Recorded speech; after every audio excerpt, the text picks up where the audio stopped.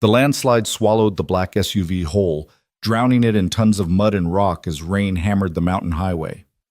Jack Callahan gripped his steering wheel, watching nature claim another victim, until a woman's scream pierced through the storm. What he didn't know as he rushed toward that wall of earth was that the stranger trapped inside had spent 8 years searching for him, carrying a secret that would shatter everything he'd built to protect his broken heart. Hey everyone, follow my story to the end and comment your city below. Let me see how far this tale has traveled. The storm hit Highway 89 with the fury of something personal, as if the mountain itself had decided to wage war against anyone foolish enough to travel its curves that October night. Jack Callahan hunched forward in his pickup truck, squinting through windshield wipers that couldn't keep pace with the deluge. His knuckles were white against the steering wheel, every muscle in his 6'2" frame tensed against the vehicle's occasional slide toward the guardrail. "Should have stayed in town," he muttered to himself, though he knew that was never really an option. Lily was waiting at home, probably curled up on the couch with her sketchbook, drawing by candlelight if the power had gone out again. His 12-year-old daughter had inherited her mother's artistic eye, but Jack's stubborn independence. She'd insisted she'd be fine alone for the few hours it took him to drive to Missoula for supplies, and at 12 she mostly was. Still, storms like this made him nervous, made him remember other storms, other nights when he'd arrived too late. Lightning split the sky, illuminating the mountainside for a brilliant second.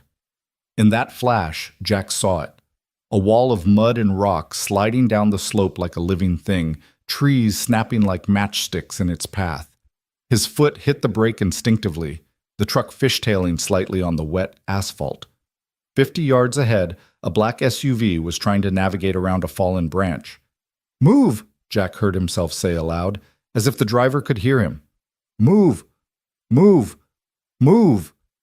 But the landslide was faster. It swept across the road with a sound like thunder that wouldn't end, engulfing the SUV completely. One moment, the vehicle's taillights were visible through the rain. The next, there was only a mountain of debris where the road used to be. Jack sat frozen for 3 heartbeats. His hazard lights clicked on automatically, some part of his brain still functioning on autopilot. He could turn around, should turn around. The road was impassable now anyway, and emergency services would never make it up here in this weather. Lily was waiting. He had every reason to reverse down the mountain and find another route home. Then he heard it, faint but unmistakable through the rain's percussion. A scream. Human. Desperate. Alive. "Damn it!" Jack growled, already reaching for the flashlight in his glove compartment. His hands moved to the emergency kit under his seat. Rope, flares, first aid supplies, a crowbar, tools of preparedness he'd carried for 8 years but never needed. Until now. He stepped out into the storm, and the rain hit him like a physical assault.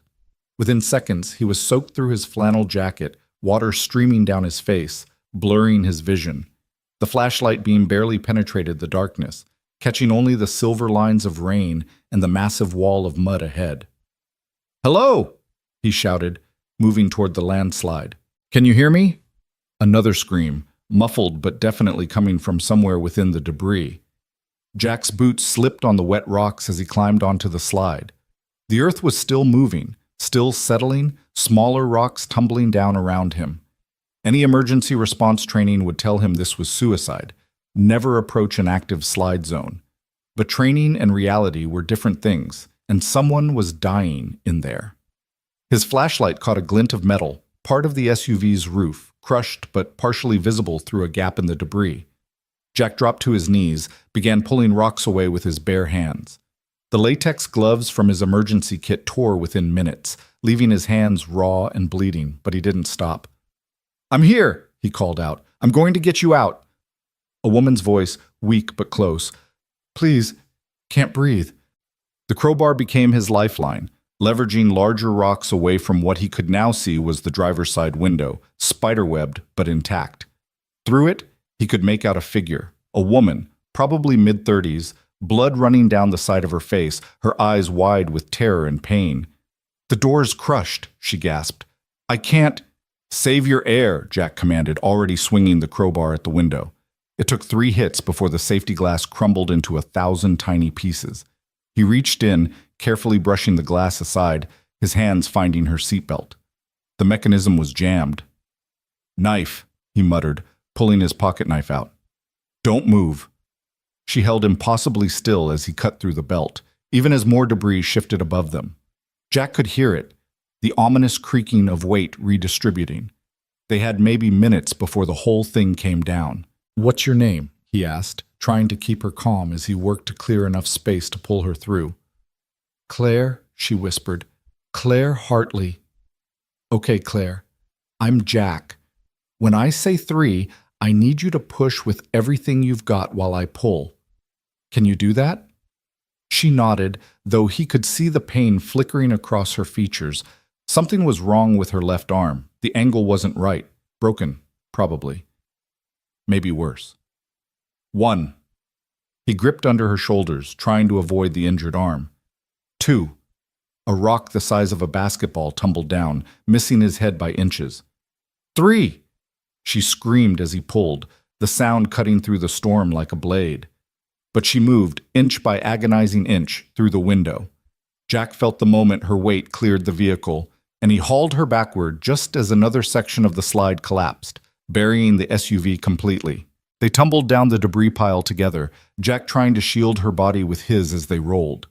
When they hit the solid asphalt of the intact road, he was on top of her, his body a protective cage as rocks continued to rain down around them. "Can you walk?" he asked, already knowing the answer from the way she was breathing, short, pained gasps. I don't think—" He didn't wait for her to finish. In one motion, he scooped her into his arms, her body surprisingly light despite being dead weight. His truck was only 20 yards away, but it felt like miles. The rain made everything slippery, treacherous. Twice he nearly fell, each time feeling her grip tighten on his shirt. He managed to get the passenger door open, settling her as gently as possible on the seat. In the dome light, he could better see her injuries. The gash on her forehead was deep but not life-threatening. Her left arm was definitely broken, and there were probably ribs involved too from the way she was breathing. But she was alive, conscious. That was what mattered. "Hospital," she whispered. "Too far in this weather," Jack said, making a decision that would change everything. "The road's blocked both directions now, but I live about 10 minutes from here. I've got medical supplies, and my daughter, she knows first aid. We can at least stabilize you until the storm passes." Claire's eyes found his in the dim light, and something flickered across her expression, something beyond pain or gratitude. Recognition? No, that was impossible. They'd never met. "Okay," she said finally, her voice barely audible over the rain drumming on the roof. Jack threw the truck in reverse, carefully backing down until he found a spot wide enough to turn around. The drive to his cabin had never felt longer. Every bump in the road drew a suppressed whimper from Claire, though she was clearly trying to stay quiet. He found himself talking, filling the silence with meaningless chatter about the storm, about the roads, about anything except the way she kept staring at his hands on the steering wheel. "You're bleeding," she said suddenly. He glanced down. His hands were indeed bleeding, knuckles raw from pulling rocks, a deeper gash across his left palm. "It's nothing." "No," she said, and there was something strange in her voice. "Your arm, the scar." Jack's jaw tightened, the old scar on his forearm, jagged, distinctive, impossible to miss when his sleeves were rolled up like now. A souvenir from another life, another rescue, another storm. "It's old," he said shortly. Claire was quiet for a moment. Then, 8 years? The truck swerved slightly. Jack corrected, his heart suddenly pounding for reasons that had nothing to do with the dangerous roads. "What? Is it 8 years old?" she pressed, her voice stronger now despite the pain. "Look, you've lost some blood. You're in shock. Just rest." "The Riverside Bridge collapse," she interrupted. "April 15th, 8 years ago. The school bus in the river." Jack's hands gripped the wheel so tight his knuckles went white beneath the blood. "You need to stop talking. Save your strength." But Claire wasn't listening. Her good hand reached out, not quite touching his arm but hovering near the scar. 22 children on that bus. 21 made it out. You're the reason why. "Stop." The word came out harsher than he intended. "My daughter was wearing a purple jacket that day," Claire continued, tears now mixing with the blood on her face. She was 4 years old. Her name was Emily. The news said the man who saved her disappeared before anyone could thank him. But I've been looking. I said, "Stop!" Jack slammed on the brakes, the truck sliding to a halt in the middle of the empty road. His chest was heaving, 8 years of carefully constructed walls threatening to crumble. You don't know what you're talking about. Claire's eyes never left his face. You have sawdust in your hair. You smell like pine and motor oil. Your hands, they're a craftsman's hands. The news said the hero was a carpenter who happened to be driving by. They said he had a scar on his left forearm from where he cut himself breaking the bus window. Jack's voice was deadly quiet. A lot of people have scars. You knew exactly where to hit my window to break it. You knew how to leverage your body weight pulling me out. You've done this before. I need to get you medical attention. He put the truck back in drive, but his hands were shaking now. Why did you disappear? Claire asked softly. The parents. We all wanted to thank you. The mayor wanted to give you a medal. Why did you run? Jack's laugh was bitter, hollow. Because heroes don't let their pregnant wives die in a car accident while they're off saving other people's children.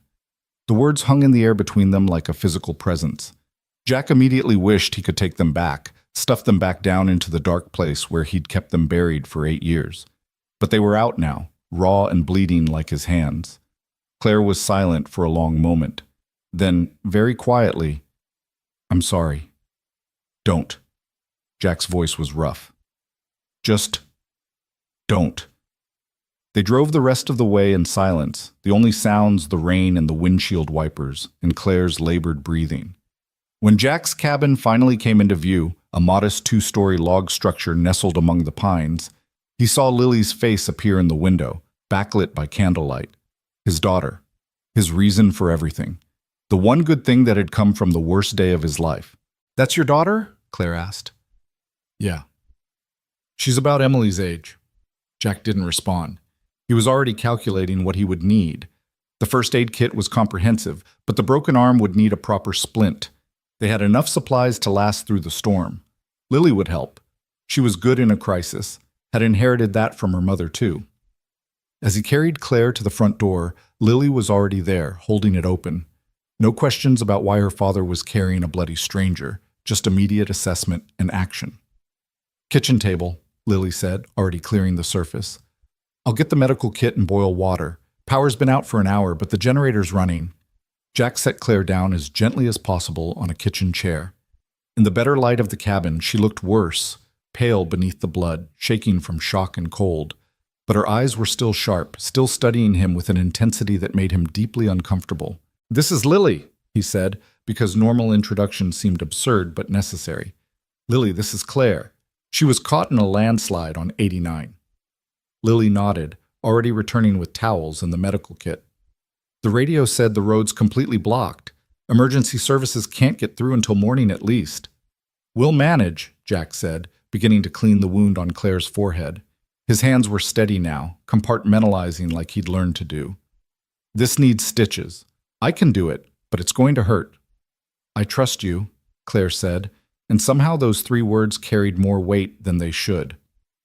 As Jack worked, cleaning, stitching, splinting, Lily assisted with the quiet efficiency of someone older than her 12 years. She didn't ask questions, just anticipated needs, holding things steady when Claire flinched, offering water when her lips went dry, being exactly what they needed her to be. You're very brave, Claire told her at one point when Jack was setting her arm. Lily shrugged. Dad taught me.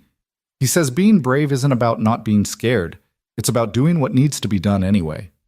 Claire's eyes flicked to Jack. Smart man. It took 2 hours to properly treat all of Claire's injuries. By the time they were done, she was bandaged, splinted, and dressed in some of Jack's ex-wife's old clothes that he'd never been able to throw away.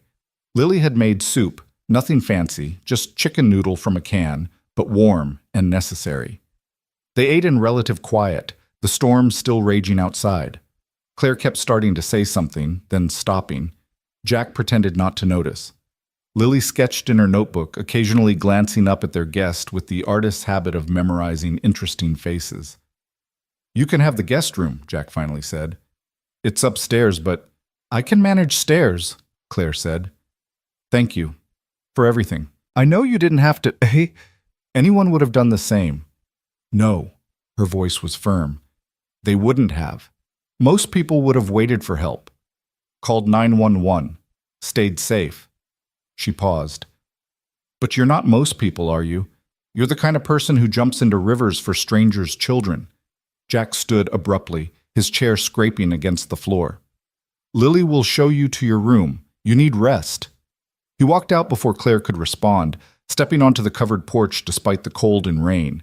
His hands gripped the railing, knuckles white again, the wounds from earlier splitting open. 8 years. 8 years of running from that day, of building a new life in these mountains where no one knew his name or his story. 8 years of telling himself that saving those children didn't make up for failing to save his wife, that being called a hero was a cruel joke when he couldn't protect the person who mattered most. Behind him, he heard the door open, Lily's soft footsteps. Dad? Yeah, kiddo? She's not wrong, you know, about you being brave. Jack's laugh was humorless. Your mom was brave. I'm just... Human? Lily supplied, moving to stand beside him. Mom would have been proud of what you did tonight. How can you know that? Lily was quiet for a moment, then, because I am. She went back inside before Jack could respond, leaving him alone with the storm and his thoughts. Through the window, he could see Claire attempting to climb the stairs, Lily hovering nearby in case she needed help. The woman who'd spent 8 years looking for him. The mother of one of the 21 children he'd saved on the worst day of his life. He thought about that day, as he rarely allowed himself to do. The bridge collapsing just as the school bus was crossing, the yellow vehicle tipping, sliding, disappearing into the swollen river. He'd been driving to the hospital. Sarah was having contractions, wanted him to pick her up from her sister's house, but he couldn't drive past. Couldn't watch those children disappear beneath the muddy water and do nothing. By the time he'd pulled the last child out, a little girl in a purple jacket who'd been trapped under a seat, sirens were everywhere. Parents were arriving, screaming, crying. Someone was trying to put a blanket around his shoulders, a news camera in his face. But his phone was ringing, had been ringing. Sarah's sister, hysterical. There had been an accident. Sarah had tried to drive herself when Jack didn't show up. The rain, the roads, a truck that didn't stop in time. She was gone before he even made it to the hospital. Their unborn daughter with her. So he'd run. Left town that very night, Lily, then only 4 herself, confused and crying in the back seat, found this place in Montana, where no one asked questions and everyone respected a man's desire to be left alone. Built a life that was quiet, safe, controlled. No more heroics. No more choosing strangers over family. Until tonight. Jack looked up at the guest room window, saw Claire's silhouette moving slowly inside. She'd found him. After 8 years, she'd found him by pure chance, by the cruel poetry of another storm, another rescue. The universe, it seemed, had a twisted sense of humor. When he finally went back inside, Lily was cleaning up the medical supplies. She looked up at him with those eyes that were so much like her mother's, deep brown, too wise, too understanding. She wants to call her daughter tomorrow, Lily said, to let her know she's safe. That's fine. Dad? Lily hesitated. Is she right? About the bus? About you? Jack sank into a chair, suddenly exhausted. It doesn't matter. It does to her. Lily, I know about Mom, Lily said quietly. I know what day she died. I did the math. It was the same day as the bridge collapse, wasn't it? Jack's throat was too tight to speak. He just nodded. Lily moved to hug him, her thin arms surprisingly strong. You saved 21 kids, Dad. 21 families got to stay whole. That matters. Our family didn't stay whole. No, Lily agreed, but we survived. And we're still here. That matters too. She kissed his forehead and headed upstairs, leaving Jack alone in the kitchen. Outside, the storm was finally beginning to ease, the rain softening from assault to simple percussion. Somewhere above him, Claire Hartley was probably lying awake, processing the reality that she'd found the man she'd been searching for. Tomorrow, she would call her daughter, Emily, the girl in the purple jacket. There would be questions, probably tears, definitely complications Jack didn't want to deal with. But tonight, None of that mattered. Tonight, he'd pulled another stranger from another disaster, and this time everyone had survived, even him. Jack turned off the lights and climbed the stairs to his room, his body aching in ways that had nothing to do with physical exertion. As he passed the guest room, he heard Claire's voice, soft and pained. "Thank you." He didn't know if she was talking to him, or to God, or to the universe that had brought them together in such a violent, unexpected way. He didn't respond, just continued to his room, where he lay awake for hours listening to the rain and remembering the weight of 21 small bodies in his arms, the weight of his wife's absence, the weight of choices that could never be unmade. In the morning, everything would change. Claire would want answers, would want to thank him properly, would want to tell him about Emily, about how his actions had given her daughter 8 more years of life. She would want to absolve him, probably, to tell him it wasn't his fault, that he'd made the only choice he could. But Jack knew better. Heroes in stories got to save everyone. Heroes in real life had to choose. And sometimes, no matter which choice you made, you lost something irreplaceable. The rain continued through the night, softer now, almost gentle. Jack finally drifted into an uneasy sleep, dreaming of rushing water and school buses and purple jackets and Sarah's voice calling his name through a storm he could never quite reach in time. When dawn broke gray and subdued over the mountains, Jack woke to the sound of voices downstairs. Lily and Claire, talking quietly. He couldn't make out the words, but he could hear the tone. Warm, comfortable, as if they'd known each other longer than just one night. He dressed slowly, delaying the inevitable. When he finally made it downstairs, he found them at the kitchen table, Lily showing Claire her sketchbook. Claire's face was less pale than last night, though the bruising had developed into spectacular purples and blues. She looked up when Jack entered, and that intensity was back in her gaze. "Lily's been showing me her artwork," she said. "She's incredibly talented."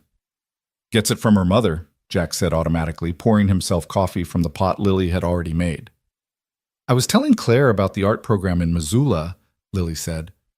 "The one I'm applying to for next summer." Jack nodded, not trusting himself to speak. This was too normal, too domestic, too much like what life might have been if different choices had been made 8 years ago. "I should call Emily," Claire said. "If that's okay. Let her know I'm all right." "Phone's in the living room," Jack said. "Cell service is sketchy up here, but the landline works." Claire stood carefully, wincing slightly. Lily immediately moved to help her, and together they made their way to the living room. Jack stayed in the kitchen, gripping his coffee mug, trying not to listen to Claire's half of the conversation. Honey, it's Mom. I'm okay. No, I'm fine, really. There was a landslide, but someone helped me. I'm at their house now. In Montana still, yes. Emily, listen, I need to tell you something." Jack walked out to the porch, unable to hear anymore. The storm had passed, leaving the world washed clean and gleaming. The mountain road would still be blocked, but emergency crews would be working to clear it. Soon, Claire would be able to leave, would go back to her life, her daughter, her world. This strange interlude would end, and Jack could return to his carefully constructed isolation. Behind him, the door opened. Claire stepped out, moving carefully but steadier than before. "She wants to meet you," Claire said without preamble. "No." "Jack, I said no. You found me. You know what happened. That's enough." Claire was quiet for a moment, studying him. "She's 12 now, same as Lily. She's brilliant, wants to be a doctor. Says she wants to save people like someone saved her. Good for her. She has nightmares sometimes, about the water, about being trapped, but then she remembers the man who pulled her out, who held her and told her she was brave, that everything would be okay. That memory of you, it's what gets her through." Jack's jaw clenched. "Don't do this. She deserves to thank you. And I deserve to be left alone." Claire moved closer, and Jack could smell her shampoo. Lily must have lent her some. Something floral and young and hopeful. "What about what you deserve?" Claire asked softly. "Forgiveness? Peace? The knowledge that Sarah's death meant something, that those children you saved grew up to be amazing people? Don't." The word was barely more than a growl. "Don't you dare use my wife's name." "Lily told me," Claire admitted. "This morning, not details, just Enough. I'm sorry. I can't imagine. No, you can't. Jack turned to face her fully. You can't imagine choosing between saving strangers' children and being there for your own family. You can't imagine holding 21 kids while your wife died alone. You can't imagine living with that choice every single day for 8 years. Claire's eyes filled with tears, but she didn't back down. You're right, I can't. But I can imagine being one of those 21 mothers who didn't have to bury their child. I can imagine the 1,000 moments I got to have with Emily because of you. First days of school, birthday parties, bedtime stories, dance recitals, all of it, every single second, because you made an impossible choice on an impossible day. It wasn't worth it. To you, maybe not. But to us? To 21 families, Claire's voice broke. You gave us everything, Jack. Everything. They stood there in silence, the weight of 8 years pressing down between them. Finally, Claire reached into her pocket, pulling out a business card. I'm not going to push, she said, but if you ever change your mind, if you ever want to meet her properly, call me. We live in San Francisco, but we could come here, or you could come there, whatever you're comfortable with. Jack took the card without looking at it. The road should be clear by afternoon. I'll drive you back to your car, or what's left of it. Thank you, Claire said, for everything. Even if you can't accept it, even if you don't want to hear it, thank you. She went back inside, leaving Jack alone with the business card. Claire Hartley, CEO, Hartley Innovation Group, a tech company from the look of it. Successful. The kind of life that Purple Jacket Emily got to have a mother for. He shoved the card in his pocket and went to find his keys. The sooner he got Claire back to her life, the sooner he could pretend this never happened. The sooner he could go back to his quiet existence of sawdust and silence and carefully controlled pain. But as he watched Claire say goodbye to Lily, watched them exchange phone numbers despite his disapproval, watched his daughter's face light up at the promise of staying in touch, Jack knew it was already too late. The past had found him, dragged up from the mud like Claire from her buried SUV. And maybe, just maybe, it was time to stop running from it. The drive back to the landslide site that afternoon was silent except for Claire's occasional sharp intake of breath when they hit a bump. Jack had waited until the county emergency radio confirmed the road was partially cleared, one lane open for local traffic only. Claire sat rigid in the passenger seat, her splinted arm cradled against her chest, staring at the mountain slopes as if they might attack again. There, she said quietly as they rounded the bend. Her buried SUV was now fully exposed, crushed like a stepped-on soda can, windows blown out, roof caved in. A small crowd of emergency workers was documenting the scene. My God, I should be dead. Jack said nothing, parking well clear of the work zone. A sheriff's deputy approached, took their statements, arranged for Claire's belongings to be retrieved once the vehicle was extracted. Her suitcase, miraculously, had survived in the trunk, though her laptop and phone were destroyed. I'll rent a car in Missoula, Claire said as they drove away from the wreckage. You don't need to... I'll take you, Jack cut her off. It's an hour drive. You can't manage it with that arm. She looked like she wanted to argue, but thought better of it. They stopped at his cabin briefly for her suitcase and for Lily to say goodbye. His daughter hugged Claire carefully, mindful of her injuries. Text me when you get home safe, Lily said, then glanced at her father. If that's okay. Jack didn't answer, just walked back to the truck. He heard Claire promise Lily she would. Heard them exchange a few more words he couldn't make out. When Claire climbed back into the passenger seat, she was crying silently. She's remarkable, Claire said after a few miles. You've done an incredible job raising her alone. She raises herself mostly. That's not true and you know it. Claire shifted, wincing. She told me about the furniture you make, how you taught her to see the beauty in the wood grain, to understand that every tree has a story. That's not a girl who raises herself. That's a girl who's been lovingly taught to see the world through an artist's eyes. Jack's hands tightened on the wheel. He didn't want to have this conversation, didn't want Claire Hartley's insights into his parenting or his life. But she continued, undeterred by his silence. Emily's like that too, sees things others miss. After the accident, the bridge, she was different, quieter, more observant. The therapist said trauma can do that, make children hypervigilant. But I think it was more than that. I think nearly dying at 4 years old gave her an appreciation for life that most people never develop. The rental car office in Missoula was closed by the time they arrived. It was Sunday, and the storm had disrupted everything. The nearest open location was in Kalispell, another 2 hours north. Jack sat in the parking lot, engine idling, weighing his options. "There's a hotel across the street," he said finally. "You can stay tonight. Get the car tomorrow."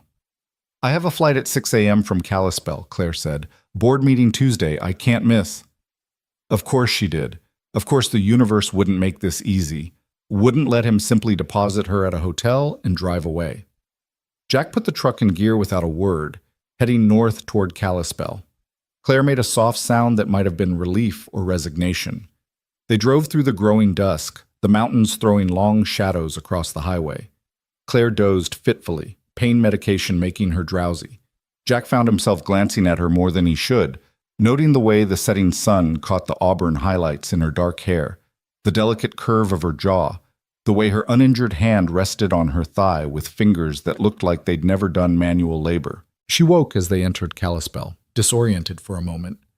"How long was I?" "Hour and a half." "You should have woken me. You must be exhausted." Jack shrugged. The rental office was still open, harsh fluorescent light spilling onto the darkening parking lot. He waited while Claire handled the paperwork, watched her struggle to sign with her non-dominant hand. The clerk kept shooting curious glances at her bruised face, the splinted arm, clearly dying to ask what happened. "All set," Claire said, returning with keys to a sedan. "Thank you for the ride, for everything." Jack nodded, already turning to leave, but her good hand caught his sleeve. "Wait, please." She pulled out her phone. A new one, apparently purchased at the airport. "Let me at least pay you for gas, or buy you dinner, something." "I don't want your money." "Then dinner, just dinner, please. She paused, seeming to gather herself. "I've been looking for you for 8 years, Jack. I've hired private investigators. I've combed through news footage, frame by frame, trying to see your face clearly. I've wondered 1,000 times what I would say if I ever found you, and now you're here and you're leaving, and I'm going back to San Francisco tomorrow, and I'll probably never see you again. Can't you give me 1 hour? Just one?" Jack wanted to say no. Every instinct screamed at him to get in his truck and drive away. But something in her voice, a raw desperation that had nothing to do with her injuries, made him hesitate. 1 hour, he said roughly. That's it. She directed him to a small Italian restaurant she'd apparently found on her phone. It was the kind of place that tried too hard. Checkered tablecloths, plastic grapes hanging from fake vines, Dean Martin crooning from hidden speakers. But it was quiet. Only a few other diners, and dark enough that Claire's bruises weren't immediately obvious. They sat across from each other in a corner booth, Claire struggling to look at the menu with one hand. Jack ordered for both of them without asking. She didn't object. When the wine came, she raised her glass awkwardly. To chance encounters. Jack didn't toast, just sipped his water. Claire set down her wine untouched. "You're not going to make this easy, are you?" "I don't know what you want from me." "I told you, I want to thank you." "You have. Multiple times. We're done." Claire was quiet for a moment, then pulled out her phone. "Can I show you something?" Before Jack could object, she'd turned the screen toward him. It was a photo of a girl, 12 years old, long dark hair like her mother's, but with striking green eyes that must have come from her father. She was laughing, caught mid-motion on what looked like a soccer field, muddy and triumphant. "That was last week," Claire said. "Her team won the championship. She scored the winning goal." She swiped to another photo. The same girl at a piano recital, fingers poised over keys, face intense with concentration. Another swipe. Emily and Claire together at what looked like a beach, both making silly faces at the camera. "Stop," Jack said, but his voice lacked conviction. Claire swiped again. This time it was a younger Emily, maybe 6 or 7, holding up a painting she'd made. A bridge over water, but with a rainbow where the bridge should have broken. Her therapist had her draw the accident, Claire explained. This is what she created. She said the rainbow was the man who saved her. Said he was all the colors at once, too bright to look at directly. Jack's throat was tight. "Claire, she wrote you letters." Claire pulled a folded piece of paper from her purse. Every year on the anniversary, April 15th. I told her we didn't know where to send them, but she wrote them anyway. This is from this year. She pushed the paper across the table. Jack didn't want to read it, but his hands moved without his permission, unfolding the careful creases. The handwriting was neat, careful, the letters of a 12-year-old who took pride in her penmanship. Dear Hero, Mom says I should call you something else, but I don't know your name, so Hero works. It's been 8 years since you pulled me from the bus. I don't remember everything. I was only 4. But I remember you. You had strong arms and a soft voice. You told me I was brave. You told me to keep my eyes on you and not look at the water. You sang to me, I think, though I can't remember the song. I'm 12 now. I play soccer and piano, and I want to be a doctor. My best friend is named Zoe, and we're going to the same middle school next year. I have a dog named Bandit who likes to steal socks. I can speak French and Spanish and a little Mandarin. I got straight A's this year except for 1 B+ in PE because I refused to climb the rope. I don't like heights since the bridge. But I know you probably don't think about me. You saved 21 kids that day. I looked it up. I'm just one of many. But I think about you every day. When I'm scared, I remember you telling me I was brave. When things are hard, I remember you didn't give up even when the bus was sinking. When I see someone in trouble, I think about how you didn't drive past. Mom cries on April 15th every year. She thinks I don't notice, but I do. She says they're grateful tears. I cry too sometimes, but mine are different. I cry because somewhere out there, you're walking around thinking you're not a hero. But you are. You're my hero. And someday, I hope I can tell you that in person. Thank you for my life. Emily. Jack carefully refolded the letter, his hands trembling slightly. When he looked up, Claire was watching him with those intense eyes. She doesn't know, Claire said quietly, about your wife, about the cost. I haven't told her. It didn't seem like my story to share. Good. Jack's voice was rough. Keep it that way. Their food arrived. Lasagna he didn't taste, salad he didn't want. They ate in relative silence, Claire occasionally wincing as she tried to manage her fork left-handed. Finally, she set down her utensils. Can I ask you something? Jack waited. If you could go back knowing what you know now, would you do it differently? Would you drive past? The question hung between them like a blade. Jack thought about lying, about saying yes. He would have chosen Sarah, chosen their unborn daughter, chosen his own family over strangers. It would be easier, cleaner, would end this conversation and let him walk away. But he thought about Emily's letter, about a 12-year-old girl who played soccer and spoke 3 languages and wanted to be a doctor, about 20 other kids who were now 20 years old, starting college or careers or families of their own. No, he admitted. I'd make the same choice, and I'd lose her again. And I'd hate myself for it again. He met Claire's eyes. That's what you don't understand. It wasn't a choice between right and wrong. It was a choice between 2 unbearable options. And I chose the one that saved the most lives, but it cost me the only life that mattered to me. Claire reached across the table with her good hand, not quite touching his. What if that's not true? What if Sarah would have died anyway? The accident report said the other driver was drunk, ran a red light going 60 miles an hour. Even if you'd been there... Jack pulled his hand back. Don't.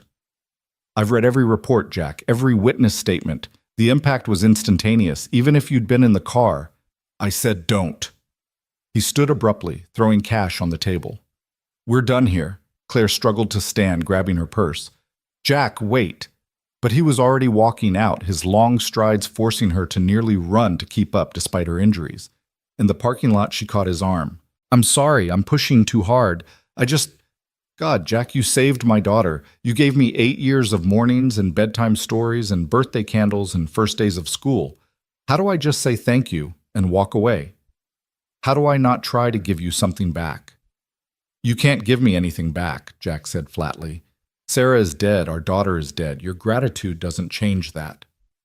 What about Lily? Jack froze. What about her? She needs to know her father is a hero. She needs to understand that what you did. She knows what she needs to know. Does she? Or does she just know that her mother died on the same day 21 children lived?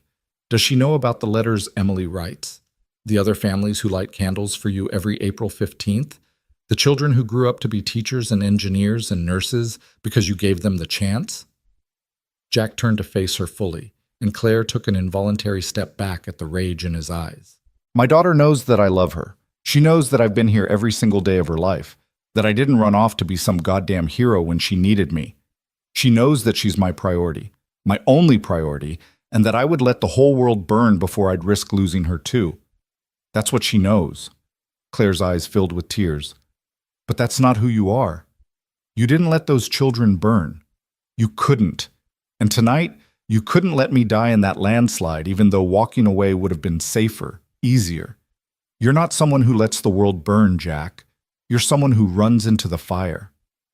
And look where it got me. Yes, Claire said softly. Look where it got you. A beautiful daughter who adores you, a life you built with your own hands, the knowledge that 21 families are whole because of your courage. Maybe it's not the life you planned, but it's not nothing. Jack didn't have an answer for that. They stood in the parking lot, the Montana night crisp around them, distant mountains just shadows against stars. Finally, Claire walked to her rental car, fumbling with the keys using her left hand. Thank you for dinner, she said formally. And for the ride. And for my life. She got in the car before he could respond, starting the engine with obvious difficulty. Jack watched her try to shift into reverse one-handed, the car lurching and stalling. She tried again, the same result. Jesus Christ, he muttered, walking over and yanking open her door. Move over. I can manage. You can't drive a stick with one hand. Move over. Claire slid awkwardly across to the passenger seat. Jack adjusted the driver's seat for his longer legs, then looked at her. Where's your hotel? She named a place near the airport. Of course. Jack put the car in gear, driving through Kalispell's quiet streets. Claire was silent, cradling her injured arm, occasionally wiping at her eyes with her sleeve. The hotel was one of those anonymous chains that dotted every airport in America. Jack pulled up to the entrance, leaving the engine running. Your flight's at 6? Yes.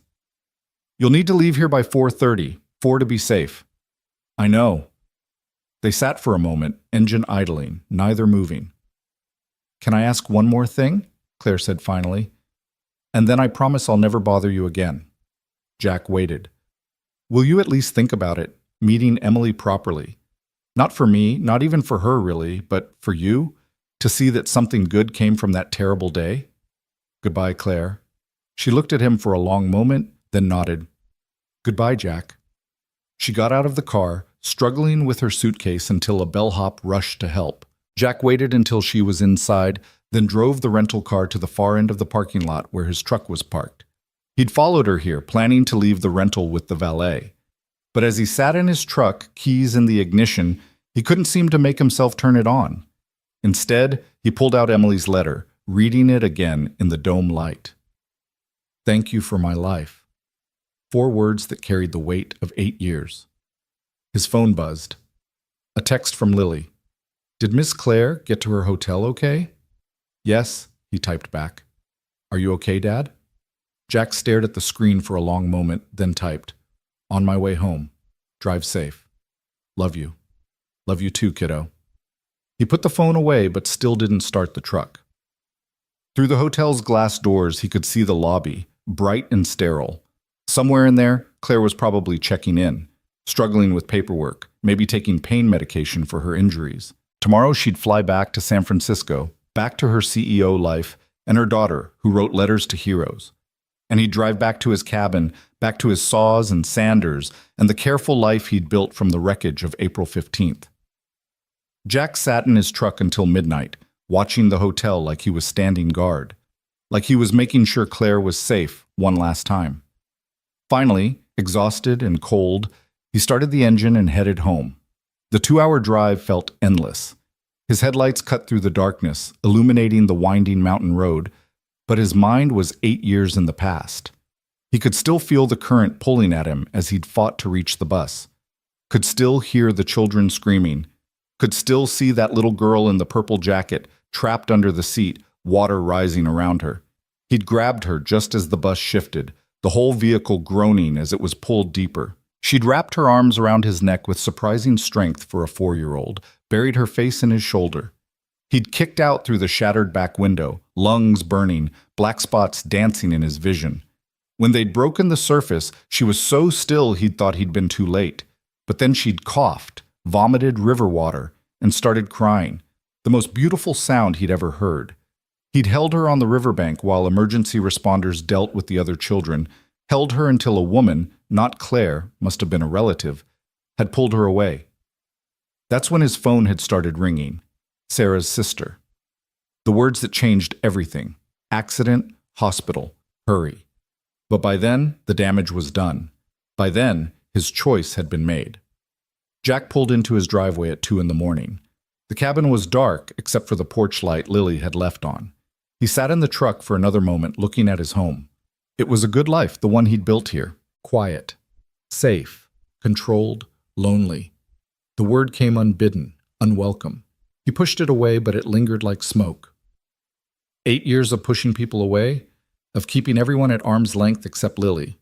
8 years of punishing himself for a choice that had saved 21 lives. Inside, he checked on Lily, asleep, her sketchbook still open beside her, a half-finished drawing of what looked like Claire visible in the moonlight. His daughter, the artist. His daughter, the survivor. Jack went to his workshop instead of his bedroom. The space smelled of pine shavings and linseed oil, comfortable and familiar. He ran his hands over the table he'd been working on, feeling the grain, the smooth spots, and the rough. Every piece of wood had a story, he'd told Lily. Every tree had survived storms and droughts and seasons of growth. The scars and knots weren't flaws. They were evidence of resilience, of survival, of continuing to grow despite the damage. He thought about Claire's words. Maybe it's not the life you planned, but it's not nothing. On his workbench was the business card she'd given him. He'd meant to throw it away, but hadn't. Now he picked it up, turning it over in his fingers. Such a small thing, but it felt heavier than it should. Jack pulled out his phone, then set it down. Picked it up again. It was 2:30 in the morning. Claire would be asleep, probably heavily medicated for the pain. This was ridiculous, but he typed out a text anyway. This is Jack. Your flight is at 6. Don't forget to take your antibiotics. The infection risk with those wounds is significant. He stared at it for a full minute before hitting send. The response came immediately. Can't sleep, too much pain. Thank you for checking. He shouldn't respond, should just leave it at that. But his fingers were already typing. Alternate ice and heat on the ribs. 20 minutes each. It helps. Thank you. Jack? He waited. I meant what I said. Emily doesn't need to know about Sarah. That's your story to tell or not tell. Good. But if you ever want to tell it, if you ever want someone who understands impossible choices, you have my number. Jack set down the phone without responding. He picked up a piece of sandpaper, began working on the table even though it didn't need it. The repetitive motion was soothing, meditative, but his mind wouldn't quiet. 21 children. That's what he'd bought with Sarah's life, with their unborn daughter's life. 21 children who were now young adults, living lives that almost never were. Emily, who wanted to be a doctor, who spoke 3 languages, who scored winning goals and played piano and wrote letters to her hero. Was it enough? Could any number ever be enough? His phone buzzed again. This time it was a photo. Emily again, but younger, maybe 5 or 6. She was in a hospital bed, grinning despite the IVs in her arm. She was holding a handmade sign that said, I lived, in crooked, colorful letters. She got pneumonia the year after the accident, Claire's text explained. Complications from the near drowning. Almost lost her again. But she fought. Said her hero showed her how to be brave. Jack set down the sandpaper, his hands shaking. Another photo arrived. Emily at 7, dressed as a superhero for Halloween. Then at 8, learning to swim. Claire's message explained she'd been terrified of water but insisted on learning because heroes face their fears. Stop, he typed. But more photos came. Emily at 9, 10, 11. School plays and science fairs and birthday parties. A whole life documented in snapshots. The life he'd made possible. The life Sarah and their daughter had lost. Finally, a video. Jack almost didn't open it, but his thumb moved without permission. It was recent. Emily looked exactly like the photos Claire had shown at dinner. She was sitting at a piano, playing something classical and complex. Her fingers moved with confident precision, her face serene with concentration. When the piece ended, she looked directly at the camera. "Mom says you might see this someday," Emily said to the camera. "So I wanted you to know this is Chopin's Ballade No. 1. It's one of the hardest pieces ever written for piano. It took me 2 years to learn. My teacher said I didn't have the reach, that my hands were too small. But I remembered what you told me when I was 4. You said I was brave. You said I could do anything if I just held on. So I held on, and I learned it, because you taught me that impossible things are possible if you just don't give up." The video ended. Jack stood in his workshop, surrounded by wood and tools and the life he'd built from grief, and for the first time in 8 years, he cried. Not the angry tears of that first year, or the bitter tears of the second, but something else. Something that felt almost like release. His phone rang. Claire. "I'm sorry," she said immediately. "I shouldn't have sent all that. It's manipulative and wrong, and—" "She's beautiful," Jack said roughly. "She's a beautiful kid, Claire." Silence on the other end then. "She is. She's everything. She's my whole world. I know that feeling." "I know you do." Claire's voice was soft. "That's why I had to find you, Jack.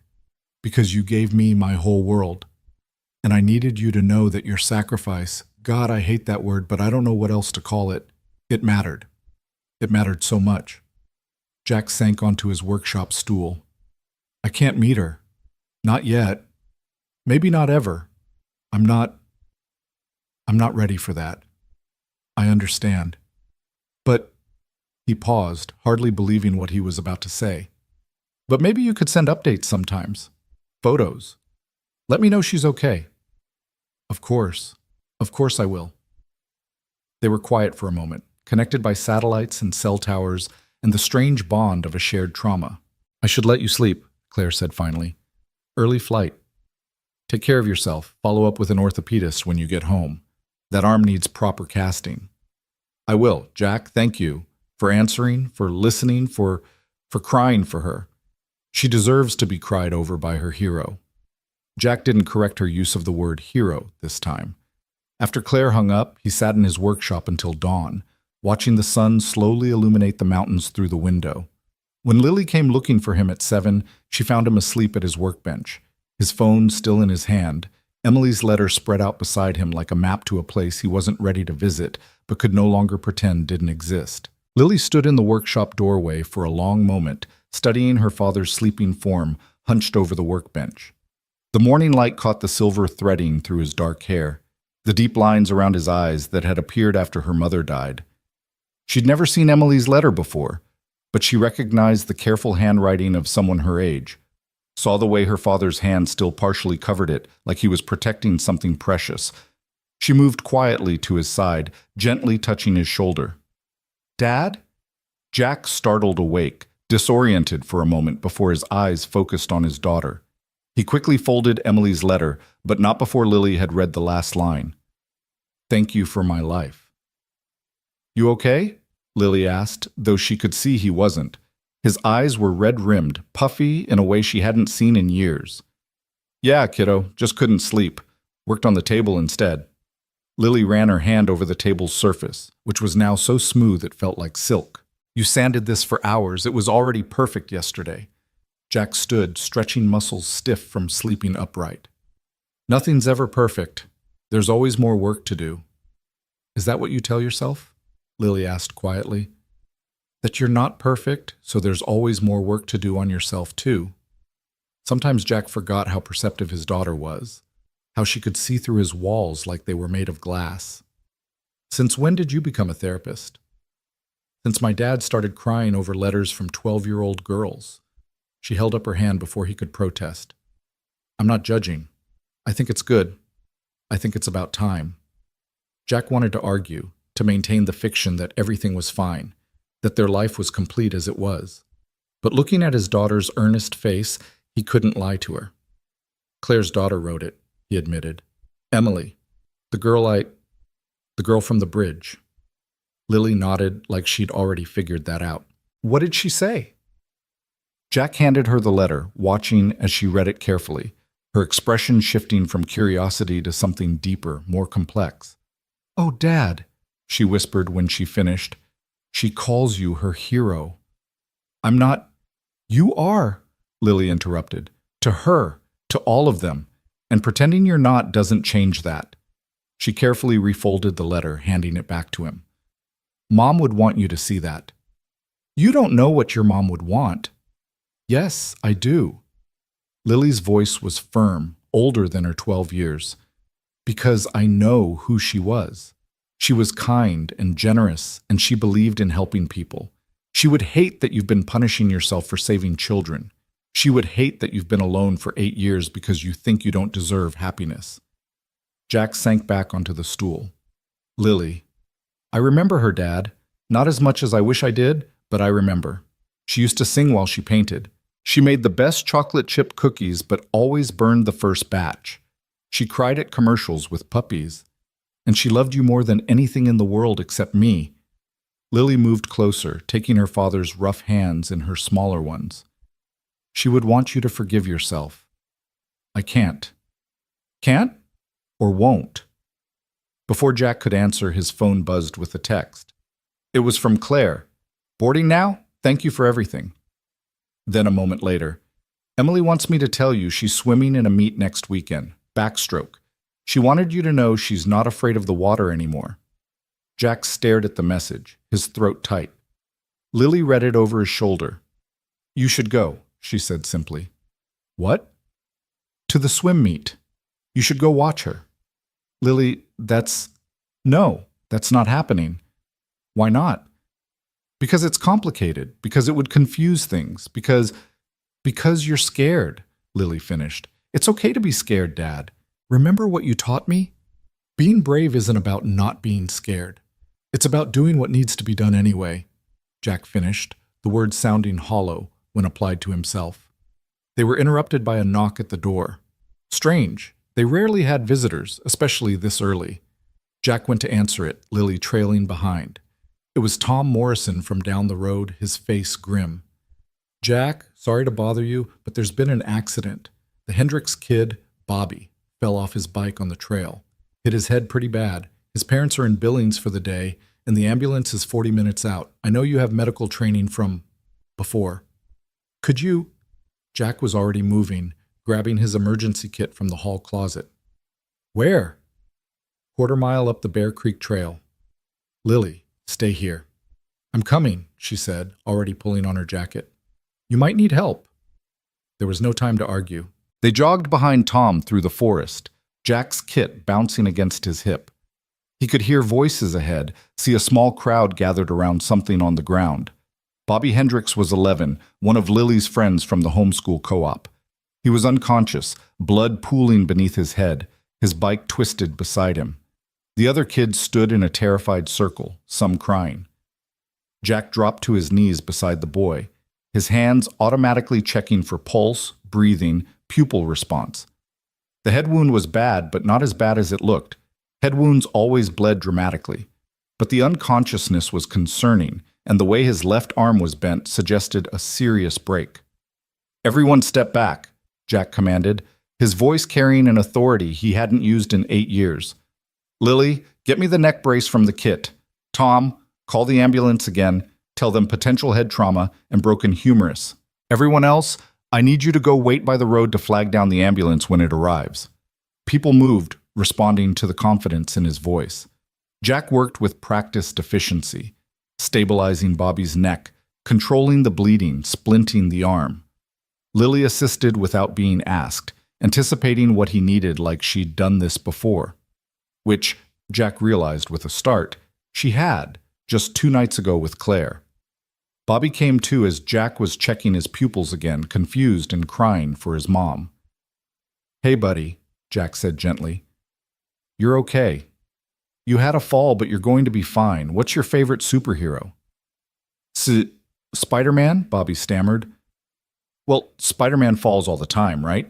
And he always gets back up. That's what you're going to do. But first, we need to get you checked out at the hospital. Make sure that hard head of yours is okay." He kept Bobby talking, keeping him conscious and calm until the ambulance arrived.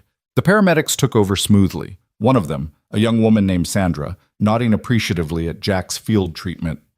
"Nice work," she said. "You a doctor?" "No, I've had some training." She looked at him more closely, and Jack saw the moment of recognition in her eyes. This was the problem with being a hero. People remembered. "You're him," she said quietly. "The bridge. 8 years ago.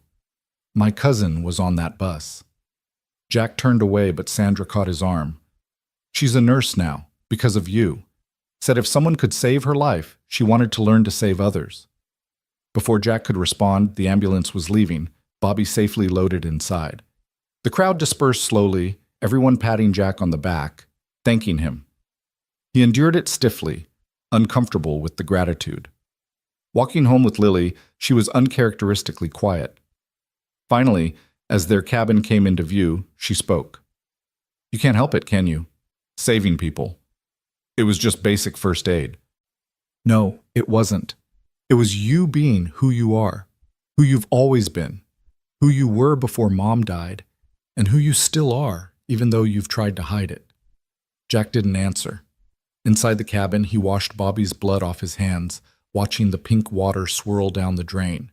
His phone buzzed, another text from Claire. "Landed safe. Emily wants to know if her hero likes chocolate chip cookies. She wants to send you some."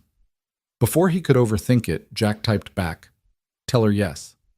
But the first batch always has to be slightly burned. That's what makes them perfect." Claire's response was immediate. "How did you know she always burns the first batch?" Jack smiled despite himself, thinking of Sarah in their old kitchen, waving smoke away from the oven, laughing at her consistency in burning cookies. Some things, apparently, were universal. Over the next weeks, a strange new rhythm developed. Claire would send photos and updates about Emily, never pushing, never asking for more than Jack was willing to give. Emily's swim meet, she won her heat. Emily's science project on water safety, she got an A+. Emily teaching younger kids to swim at the Y, because someone taught me to be brave, she'd apparently told her mother. Jack found himself looking forward to the messages, even as they hurt.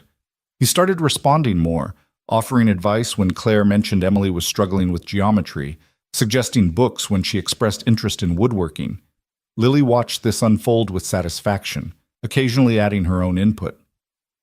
"Tell her to try Khan Academy for the math," she'd suggest, reading over his shoulder. Or, "Emily would probably like that fantasy series I just finished." It was 3 weeks after the landslide when everything shifted again. Jack was in his workshop, finishing a custom bookshelf for a client in Missoula, when his phone rang. The caller ID showed a San Francisco number he didn't recognize. "Hello? Is this Jack Callahan?" The voice was professional, clinical. "Yes." "Mr. Callahan, this is Dr. Patricia Reeves at UCSF Medical Center. You're listed as an emergency contact for Claire Hartley." Jack's blood went cold. "What happened?" "Ms. Hartley was in a car accident this morning. She's stable, but she's asking for you. She's quite insistent, actually." "How bad?" "She has a concussion, some bruised ribs, and her previously broken arm was re-injured. As I said, she's stable, but she's going to need some help when she's discharged. She said your family?" Jack was already walking toward the house, his mind racing. "I'll be there as soon as I can. Visiting hours are—" He hung up, already pulling up flight information on his phone. There was a flight from Kalispell to San Francisco leaving in 4 hours. He could make it if he left now.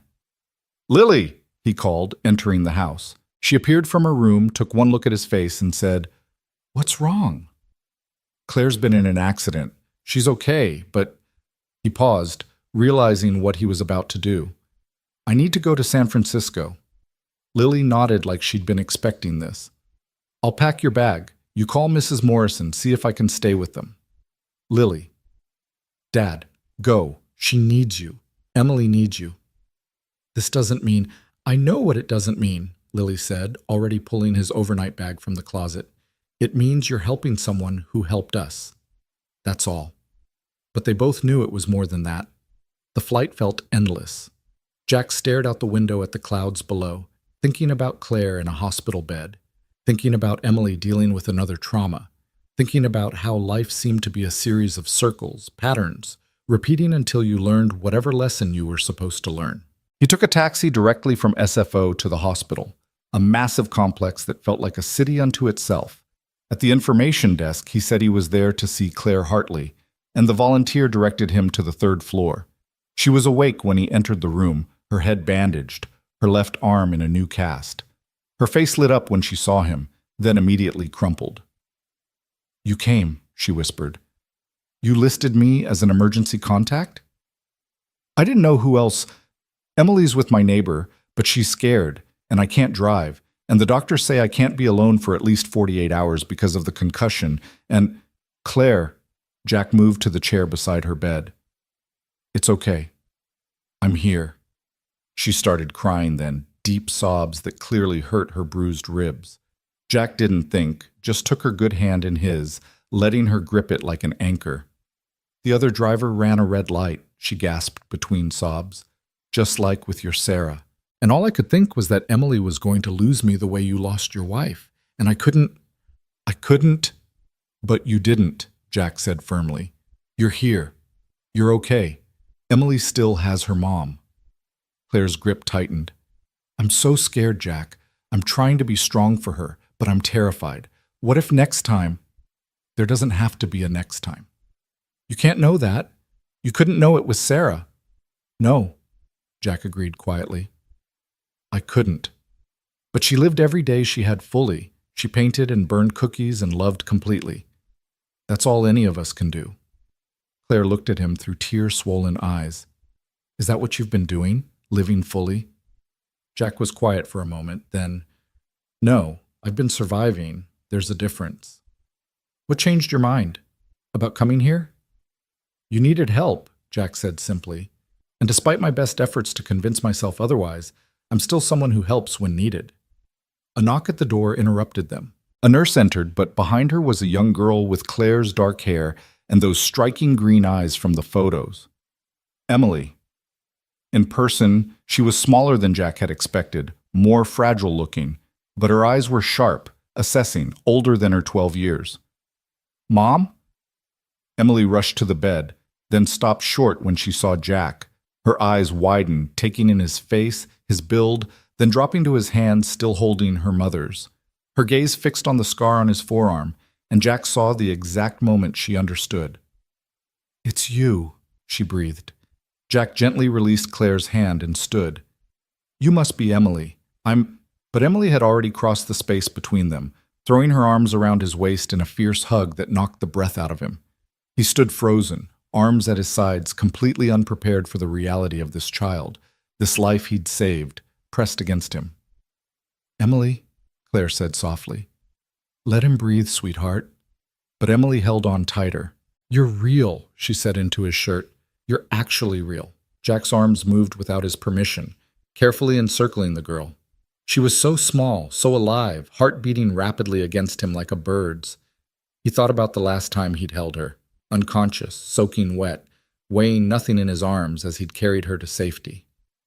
"Thank you," Emily whispered. "Thank you for saving me.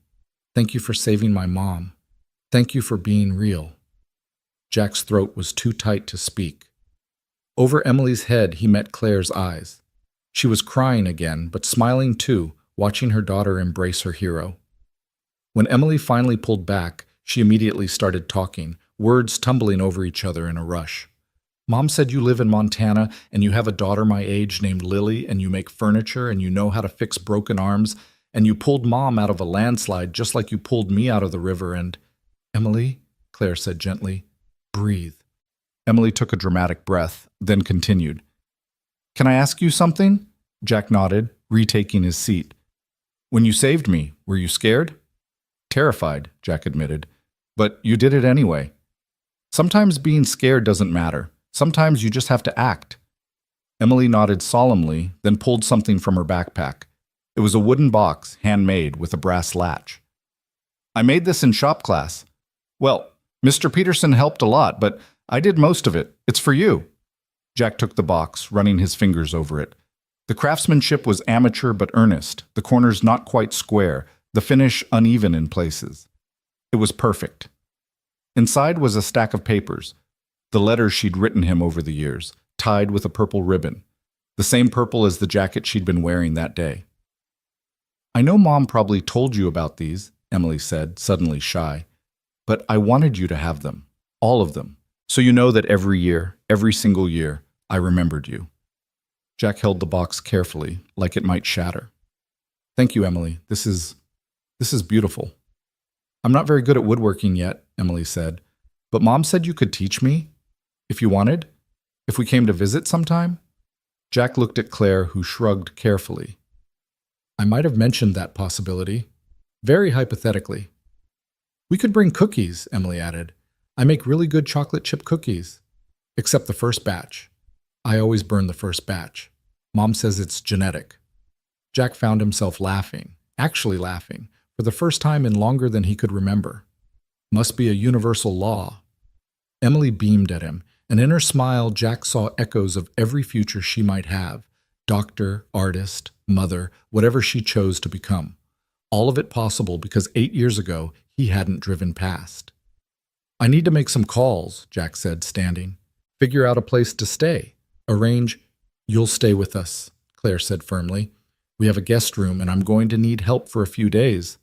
Claire, please." Her voice was quiet but insistent. "You came all this way. Let us take care of you for once." Jack wanted to argue, to maintain his boundaries, his careful distance, but looking at Emily's hopeful face, at Claire's bandaged head, he found his resistance crumbling. "Okay," he said. "A few days."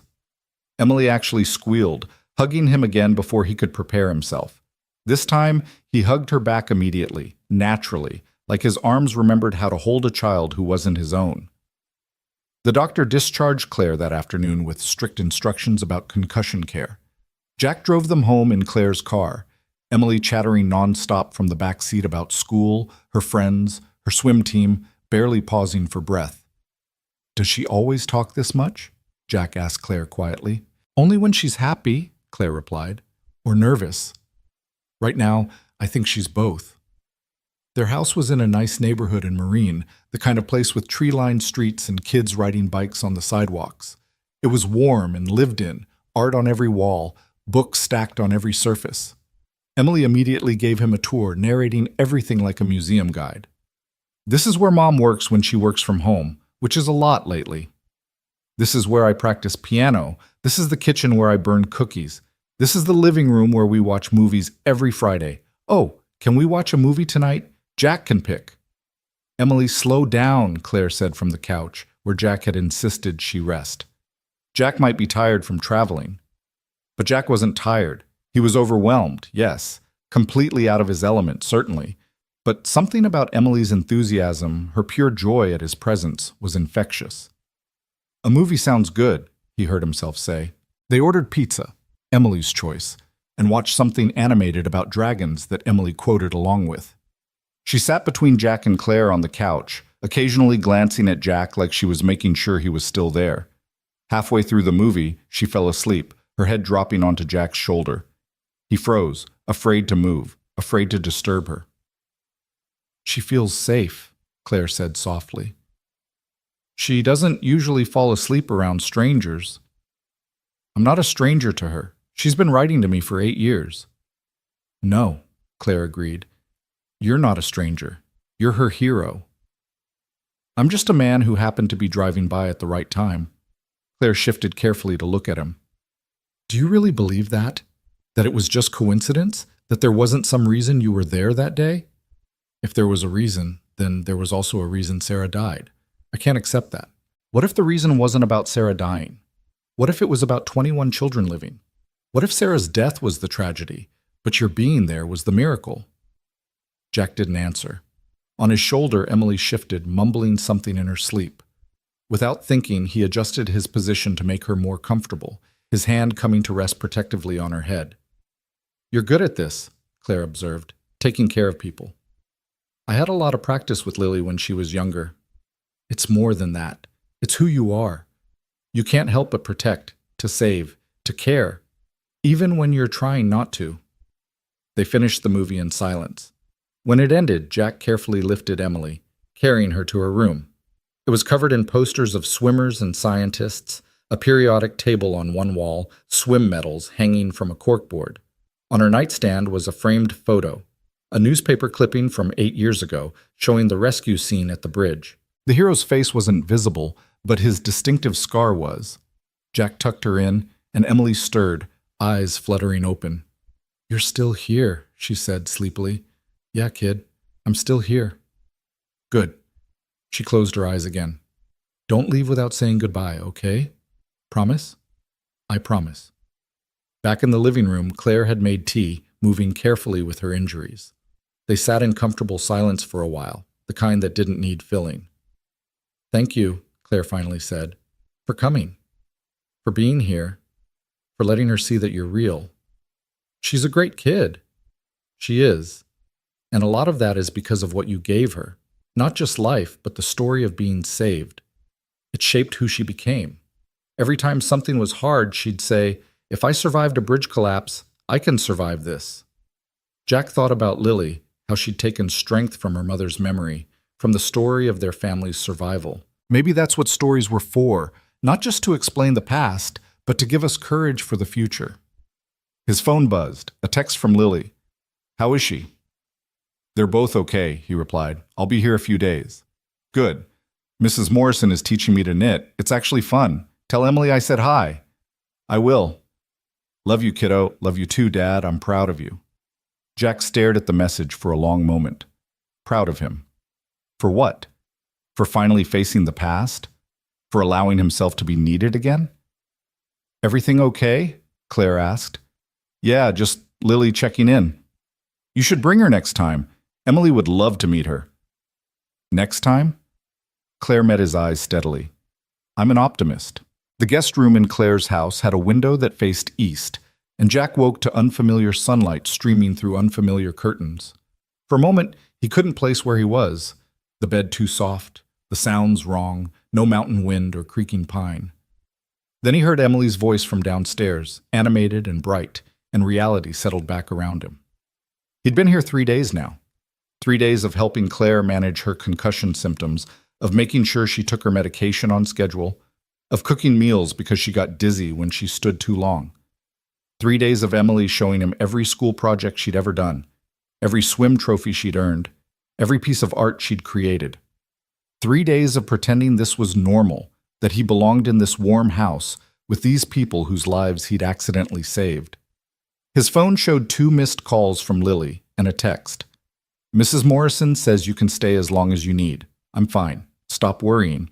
He called her back, needing to hear her voice. "Hey, Dad?" She sounded cheerful, relaxed. "How's the patient?" "Stubborn. Keeps trying to work even though she's supposed to be resting." "Sounds like someone else I know." He could hear the smile in Lily's voice. "How's Emily?" "She's..." Jack paused, looking for the right word. "She's intense, like a force of nature. She talks constantly and has opinions about everything, and she's read every book in existence." "So she's perfect for you then. You need someone to challenge all that brooding silence." "I don't brood. Dad, you literally have a workshop where you go to brood while sanding things that don't need sanding." Before Jack could defend himself, he heard Emily calling from downstairs. "Jack, I made breakfast. Well, I made toast, but I put fancy jam on it." "Go," Lily said. "I'll talk to you later." "And Dad, it's okay to enjoy this. It's okay to be happy."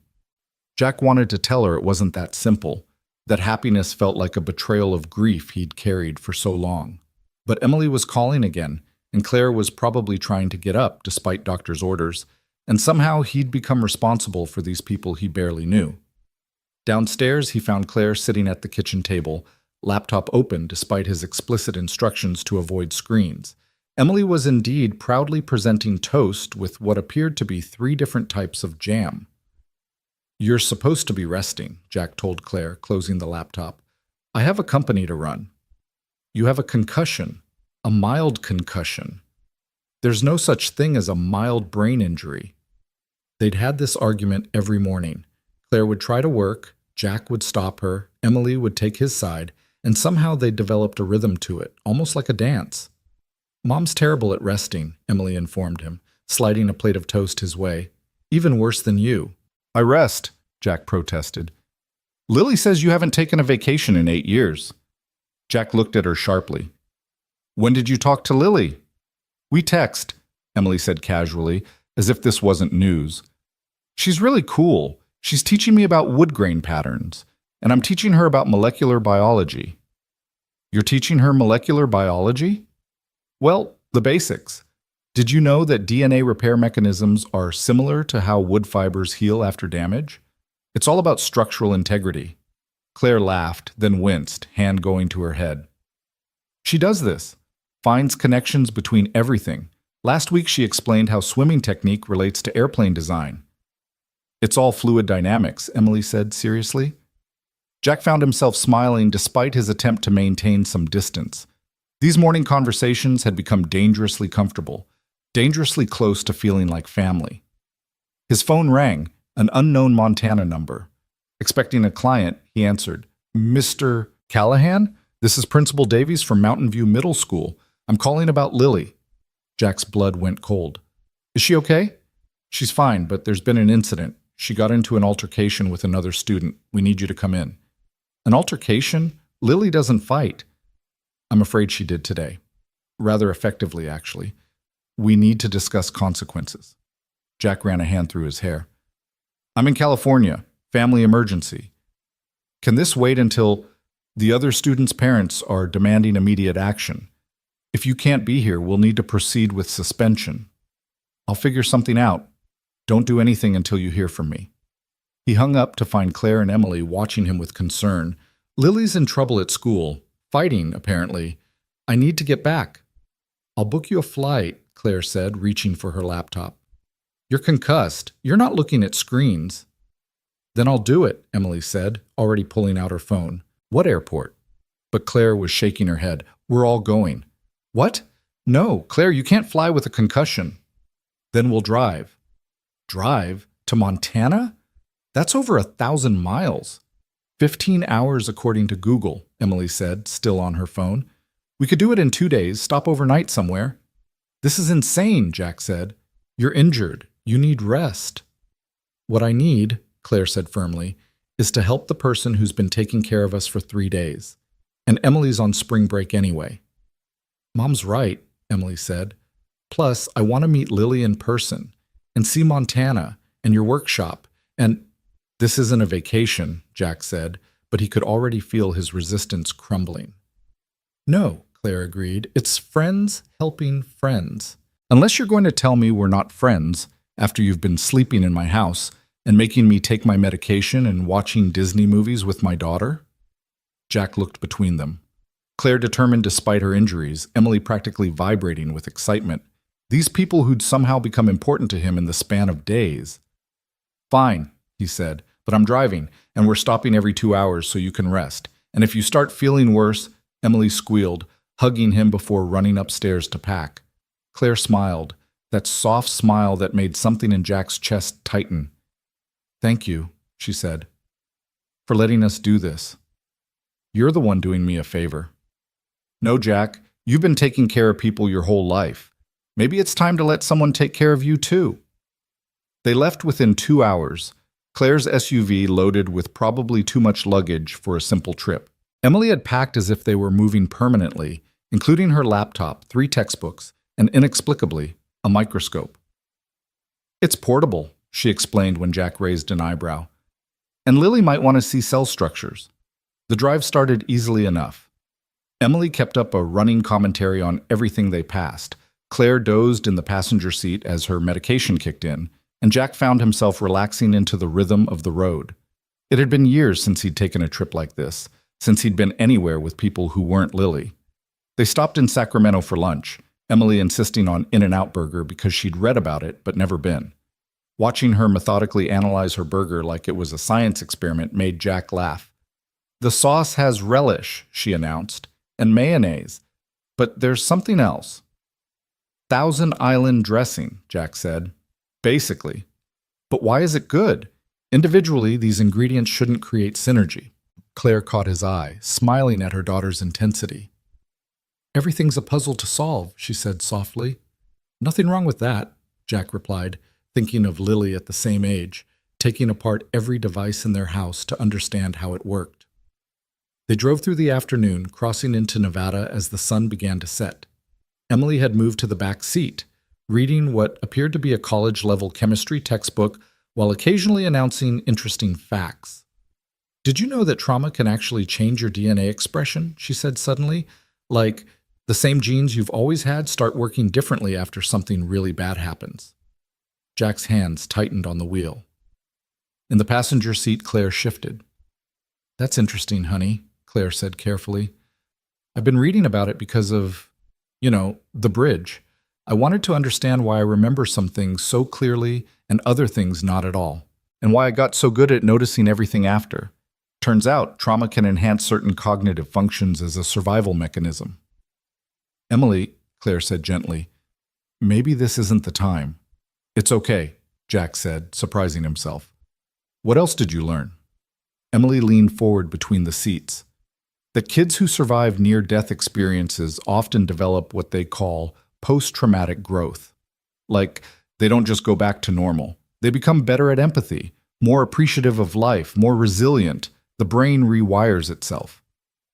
"Is that what you think happened to you?" Jack asked, meeting her eyes in the rearview mirror. Emily was quiet for a moment. "I think almost dying taught me that life is fragile. But you taught me that people can be strong, that someone will jump into danger for a stranger. That changes a person too, knowing that kind of goodness exists." They stopped for the night in Winnemucca, a small casino town that seemed to exist primarily for travelers like them. The hotel was clean but anonymous, and they got connecting rooms. Emily immediately set up her laptop to video call Lily, who answered on the first ring. "Are you really coming?" Lily asked, her face filling the screen. "We're halfway there," Emily said excitedly. "Your dad's been telling us about the mountains and your workshop, and did he tell you about the trouble I'm in?" Jack moved into view. "What happened, kiddo?" Lily's face scrunched up, defensive and embarrassed at once. "Marcus Wheeler was saying stuff about Mom, about how she died. He said you let her die because you cared more about being a hero than your own family." Jack felt like he'd been punched. Claire's hand found his arm, squeezing gently. "So you hit him?" Jack asked, keeping his voice neutral. "I tried to walk away, like you taught me, but he kept going, kept saying awful things. And then he said you were probably glad she died because now you could play hero without feeling guilty. And I lost it."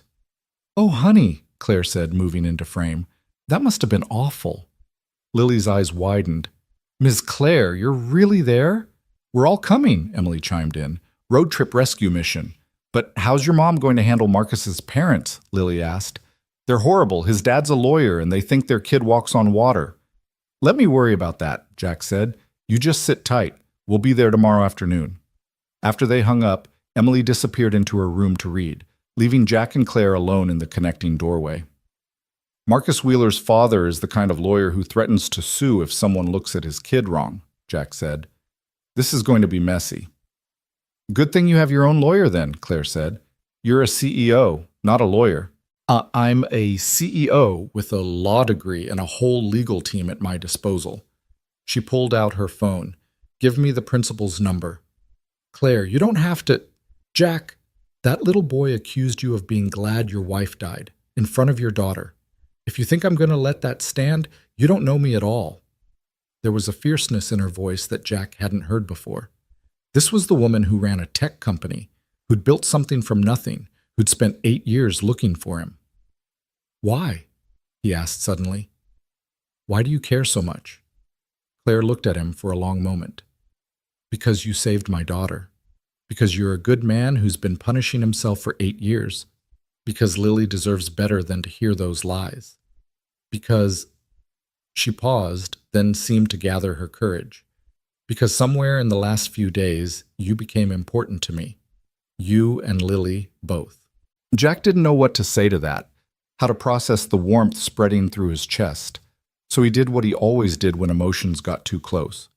He retreated. "You should rest. Long drive tomorrow." Claire nodded, understanding his need for space. "Good night, Jack." But sleep didn't come easily. Jack lay in the anonymous hotel bed, staring at the ceiling, thinking about Lily defending him, about Claire ready to fight his battles, about Emily calling him family. Somewhere in the last few days, his carefully maintained walls had started crumbling, and he didn't know how to rebuild them. Wasn't sure he wanted to. They left early the next morning, Emily armed with coffee for everyone. She'd found a local cafe and charmed them into making Claire's complicated order exactly right. The girl had a gift for making friends everywhere she went, talking to strangers like they were already friends she hadn't met yet.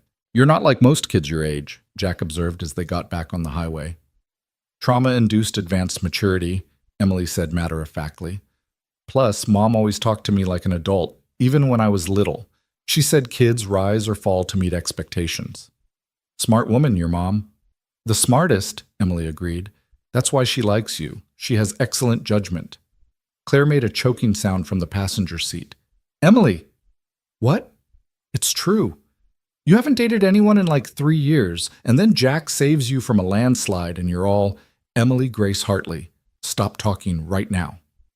Jack kept his eyes firmly on the road, pretending he hadn't heard anything, but he could feel the heat in his face. In the rearview mirror, he saw Emily grinning, completely unrepentant. They crossed into Idaho by mid-morning, the landscape changing from desert to mountains. Emily had her face pressed to the window, commenting on geological formations and vegetation changes. Her enthusiasm was infectious. Even Jack found himself pointing out landmarks, telling stories about the region he'd never shared with anyone except Lily. "There," he said as they crested a hill. "Those peaks in the distance? That's where we live. Another 2 hours." "It's beautiful," Claire said softly. "I can see why you chose it." "It chose me, really. After everything, Lily and I just drove until we found somewhere that felt far enough away. The cabin was for sale, needed tons of work. It gave me something to do with my hands while I figured out how to be a single parent." "You did an amazing job," Claire said. "Lily's incredible. She raised herself mostly." "You need to stop saying that," Emily piped up from the back. "Parents who say their kids raise themselves are usually the ones who did the most raising. Like the very fact that you think she's independent means you gave her the security to be independent." Jack glanced at Claire. "Is she always this insightful?" "Always. It's occasionally terrifying." They stopped at the last town before home to get groceries. If they were having guests, Jack needed to stock up. Emily insisted on coming in, fascinated by the small-town market that was nothing like the Whole Foods she was used to.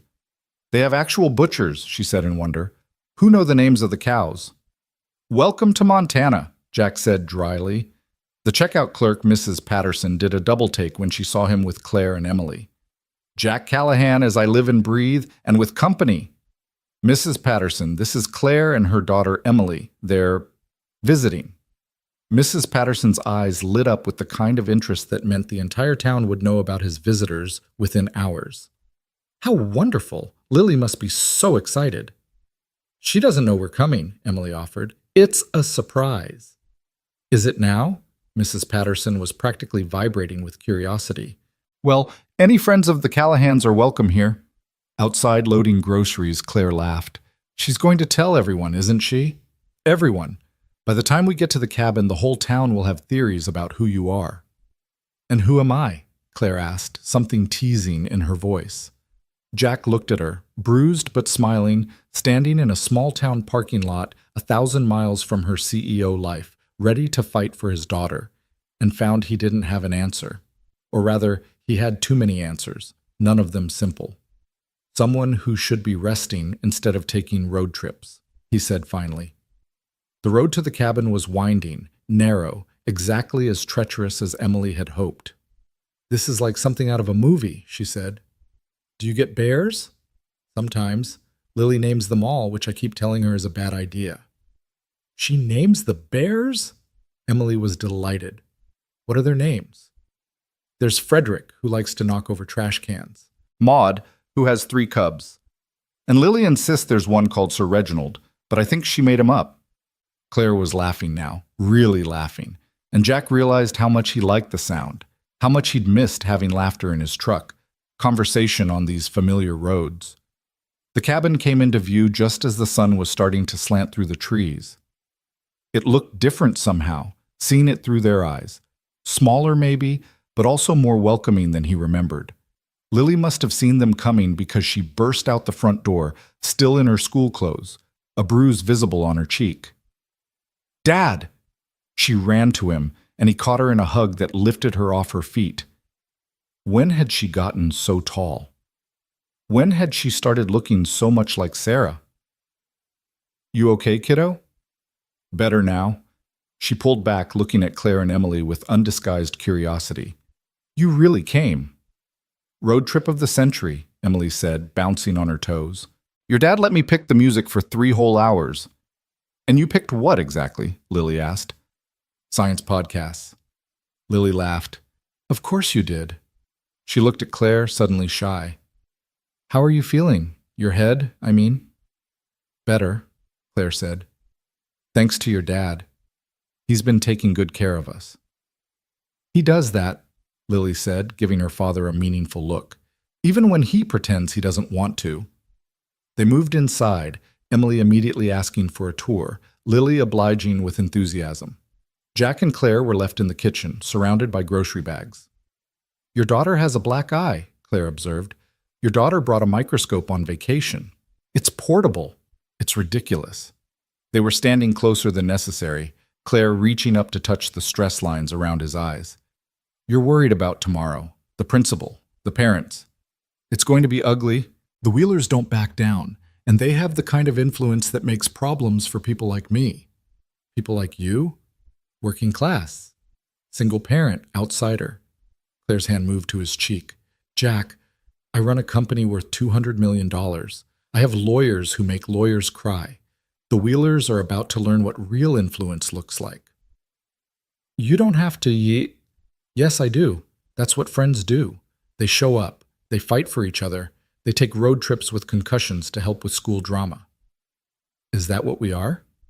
Friends?" Claire was quiet for a moment, her hand still on his face. "I don't know what we are, Jack. I know you saved my life twice. I know my daughter adores you. I know I feel safer with you than I felt with anyone in years. I know that when the hospital called, you dropped everything and flew to San Francisco." "What do you call that?" Before Jack could answer, Emily and Lily burst back into the kitchen, talking animatedly about something involving the workshop and a project they wanted to start immediately. "After dinner," Jack said automatically, "and homework." "We don't have homework," Emily said. "Spring break." "I'm suspended, remember?" Lily added. "You're not suspended yet," Claire said, pulling out her phone.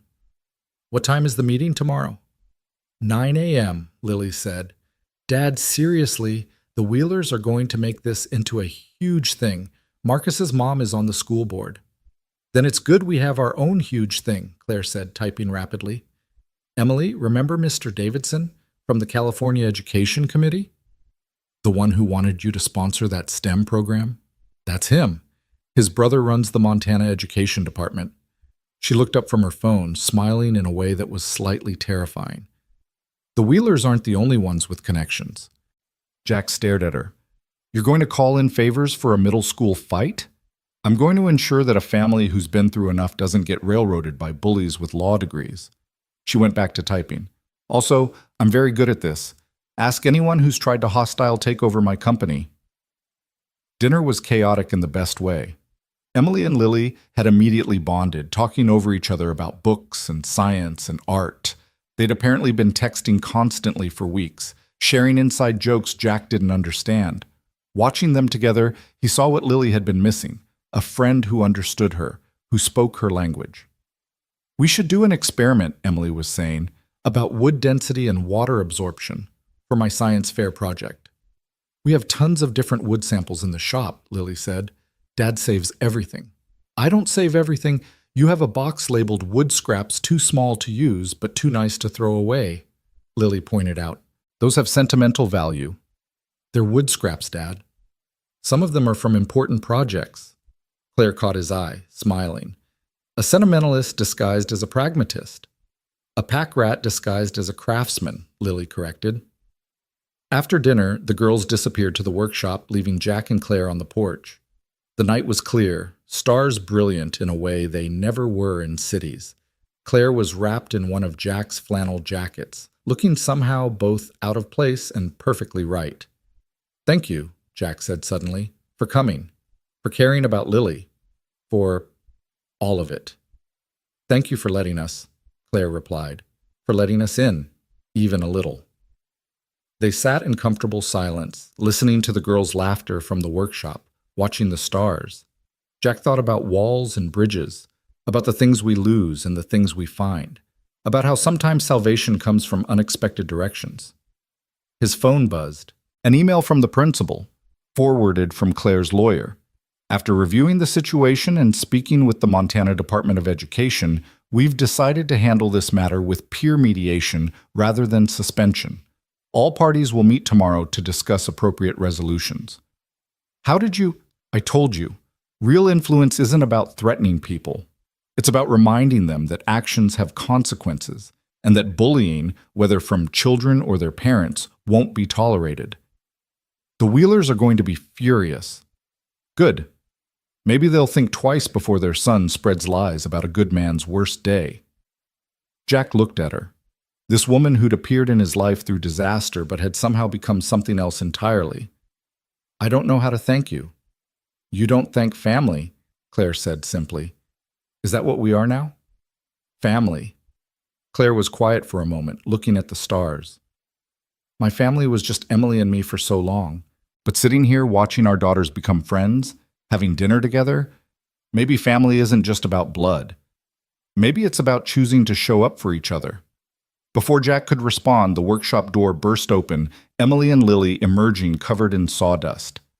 We made something, Emily announced proudly, holding up what appeared to be a lopsided picture frame. It's terrible, Lily laughed, but it's ours. First attempts are supposed to be terrible, Jack said, standing. That's how you know you're learning. Like burned cookies, Emily said, grinning. Exactly like burned cookies. As they all moved inside, Claire's hand brushed his, just for a moment.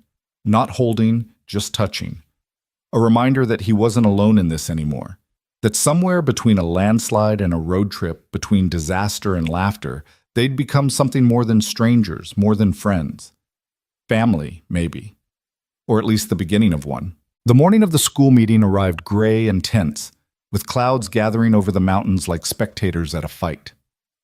Jack stood at his bedroom window, watching the sunrise paint the peaks gold while his stomach churned with familiar anxiety.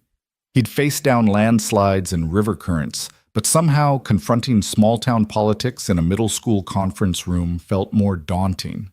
A soft knock at his door interrupted his brooding. Claire stood there, already dressed in what Emily had called her scary business clothes, a charcoal suit that probably cost more than Jack made in a month, her hair pulled back in a way that meant business. You clean up nice, Jack said, trying for levity. This is my armor, Claire replied, adjusting her collar. The Wheelers need to understand they're not dealing with someone they can intimidate. You know you don't have to do this. It's not your fight. Claire stepped into the room, closing the distance between them. Jack, when are you going to understand? Your fights are my fights now. Lily's battles are Emily's battles. That's what we chose when we got in that car and drove here. You chose. I just agreed. No, Claire said firmly. You chose too. When you answered the hospital's call, when you let us into your home, when you started texting me about Emily's swim meets. Every small choice has been leading us here. From downstairs came the sound of the girls laughing over breakfast, Emily's voice carrying, No, seriously, if we present it as a chemistry experiment about oxidation in wood fibers, they'll have to let us enter the senior division. They're planning to take over the science fair, Jack said, grateful for the distraction. Good. Let them take over the world while they're at it. Claire straightened his collar unnecessarily, her fingers lingering. But first, we handle the Wheelers. The drive to school was quiet, Lily sitting rigidly in the back seat while Emily held her hand. Jack had tried to convince Emily to stay at the cabin, but she'd refused. Lily's my friend, she'd said simply. Friends show up. The school parking lot was already half full despite the early hour. Jack recognized several cars. News traveled fast in a small town, and apparently everyone wanted to witness the showdown between the Callahans and the Wheelers. Vultures, Lily muttered. Witnesses, Claire corrected. Much harder for the Wheelers to spin this their way with an audience. Principal Davies met them at the entrance, his face carefully neutral. He was a decent man, Jack knew, but one who preferred the path of least resistance. The Wheelers had been making his life hell for 3 days, and it showed in the stress lines around his eyes. "Mr. Callahan," he said, then paused, taking in Claire's presence. "And you are?" "Claire Hartley," she said, offering a handshake that looked professional, but that Jack could see was deliberately firm. "I'm here as the family's advocate. I wasn't aware Mr. Callahan had retained counsel. I'm not counsel. I'm a concerned friend with significant experience in conflict resolution. I believe you spoke with my associate yesterday about the Department of Education's interest in this matter?" Davies paled slightly. "Yes, we received that communication. The Wheelers weren't pleased." "I imagine not," Claire said smoothly. "Shall we?" The conference room was already occupied. Marcus Wheeler sat between his parents, looking smaller than the bully Lily had described. His father, Richard Wheeler, stood as they entered. A power play, Jack recognized, making them come to him. "Callahan," Richard said coldly, ignoring Claire entirely. "Ready to discuss your daughter's violent outburst?" "Ready to discuss your son's harassment and defamation," Claire responded before Jack could speak. She took a seat without waiting to be invited, pulling out a leather portfolio. "Shall we start with the witnesses who heard Marcus's comments about Mr. Callahan's deceased wife?" Richard's jaw tightened. "Who the hell are you?" "Someone with the resources to ensure this matter is handled appropriately," Claire said calmly. "Now, we can do this the easy way, peer mediation, apologies all around, and everyone moves forward. Or we can do this the hard way, which involves depositions from every student who heard your son spreading malicious lies about a tragedy that killed a pregnant woman." "How dare you?" Marcus's mother, Patricia, started. "No," Claire interrupted, her voice sharp enough to cut glass. "How dare your son tell a grieving daughter that her father was glad her mother died? How dare he weaponize a tragedy that saved 21 children's lives? How dare you raise a child who thinks cruelty is acceptable?" The room went silent. Even Principal Davies seemed to shrink back from the controlled fury in Claire's voice. Jack found himself staring at her, this woman who'd transformed from the gentle CEO he'd pulled from mud into something fierce and protective. "Marcus," Claire said, turning to the boy, "do you know what happened on April 15th, 8 years ago?" The boy shook his head, suddenly looking very young. 21 children nearly drowned when their school bus crashed into a river. Your cousin Sarah was one of them." Patricia gasped. "How did you—" "I know because my daughter was on that bus too," Claire continued. "Mr. Callahan saved them all, every single one. And while he was saving those children, his pregnant wife was dying in a car accident, trying to drive herself to the hospital. So when you told Lily that her father was glad her mother died, you weren't just being cruel. You were attacking a man who chose to save 21 families, even though it cost him his own." Marcus had gone pale, tears starting to form in his eyes. "I didn't— Sarah never said—" "Sarah doesn't know," Jack said quietly, speaking for the first time. "Her parents never told her who saved her. They thought it would be too heavy a burden. But she's alive, Marcus. Your cousin is alive because I made an impossible choice. And yes, it cost me everything. But I'd make the same choice again." Richard Wheeler seemed to deflate, sinking into his chair. "We didn't know." Marcus came home with a black eye, talking about how Lily attacked him. "After he spent 20 minutes telling the entire cafeteria that my mom died because my dad didn't care enough to save her," Lily said, her voice steady despite the tears on her cheeks. "After he said Dad was probably relieved she was gone so he could play hero without feeling guilty." "Is this true?" Patricia asked Marcus, her voice sharp. The boy nodded miserably. "Tommy Garrett said his dad knew someone who knew about the bridge thing, and how Mr. Callahan's wife died the same day, and we made up the rest. It was supposed to be a joke." "A joke?" Emily said suddenly, and everyone turned to look at her. "You thought orphaning someone was funny. You thought weaponizing the worst day of someone's life was entertainment?" "Emily," Claire said gently. But Emily wasn't done. "No, Mom, he needs to hear this. My mom spent 8 years looking for Mr. Callahan. 8 years trying to find the man who saved me so she could say thank you. And when she finally found him, you know what she discovered? A man so broken by loss that he'd hidden away in the mountains, convinced he didn't deserve forgiveness. Your joke wasn't just cruel, Marcus. It was evil. The word hung in the air like a physical presence. Marcus was crying now, really crying, and even his parents looked shaken. I think, Principal Davies said carefully, we need to refocus on resolution. The resolution is simple, Claire said. Marcus apologizes, publicly, to ensure all the students who heard his lies also hear the truth. He does 20 hours of community service at the hospital, specifically in the children's ward, to learn some empathy. And the Wheelers make a donation to the water safety program at the community center, where kids learn to swim for free. That's extortion, Richard started. That's accountability, Claire corrected. Your son spread lies that could have destroyed a good man's reputation. This is actually quite lenient. And if we refuse? Claire smiled, but it didn't reach her eyes. Then I make some calls to the state education board, to the media. Imagine the headline, School board member's son bullies hero who saved 21 children. To my friend at the Times who's been wanting to do a retrospective on the Riverside Bridge rescue. Your choice. Jack watched the Wheelers exchange glances, saw the moment they realized they were outmaneuvered. But it was Marcus who spoke first. I'm sorry, he said, looking directly at Lily. What I said was awful. Your dad's a hero, and I was jealous because everyone thinks he's amazing and my dad just sues people. He glanced at his father. No offense. Richard's face was an interesting shade of red, but Patricia put her hand on his arm, keeping him silent. I'm sorry too, Lily said quietly. I shouldn't have hit you. Violence doesn't solve anything, but if you ever talk about my mother again, I won't, Marcus said quickly.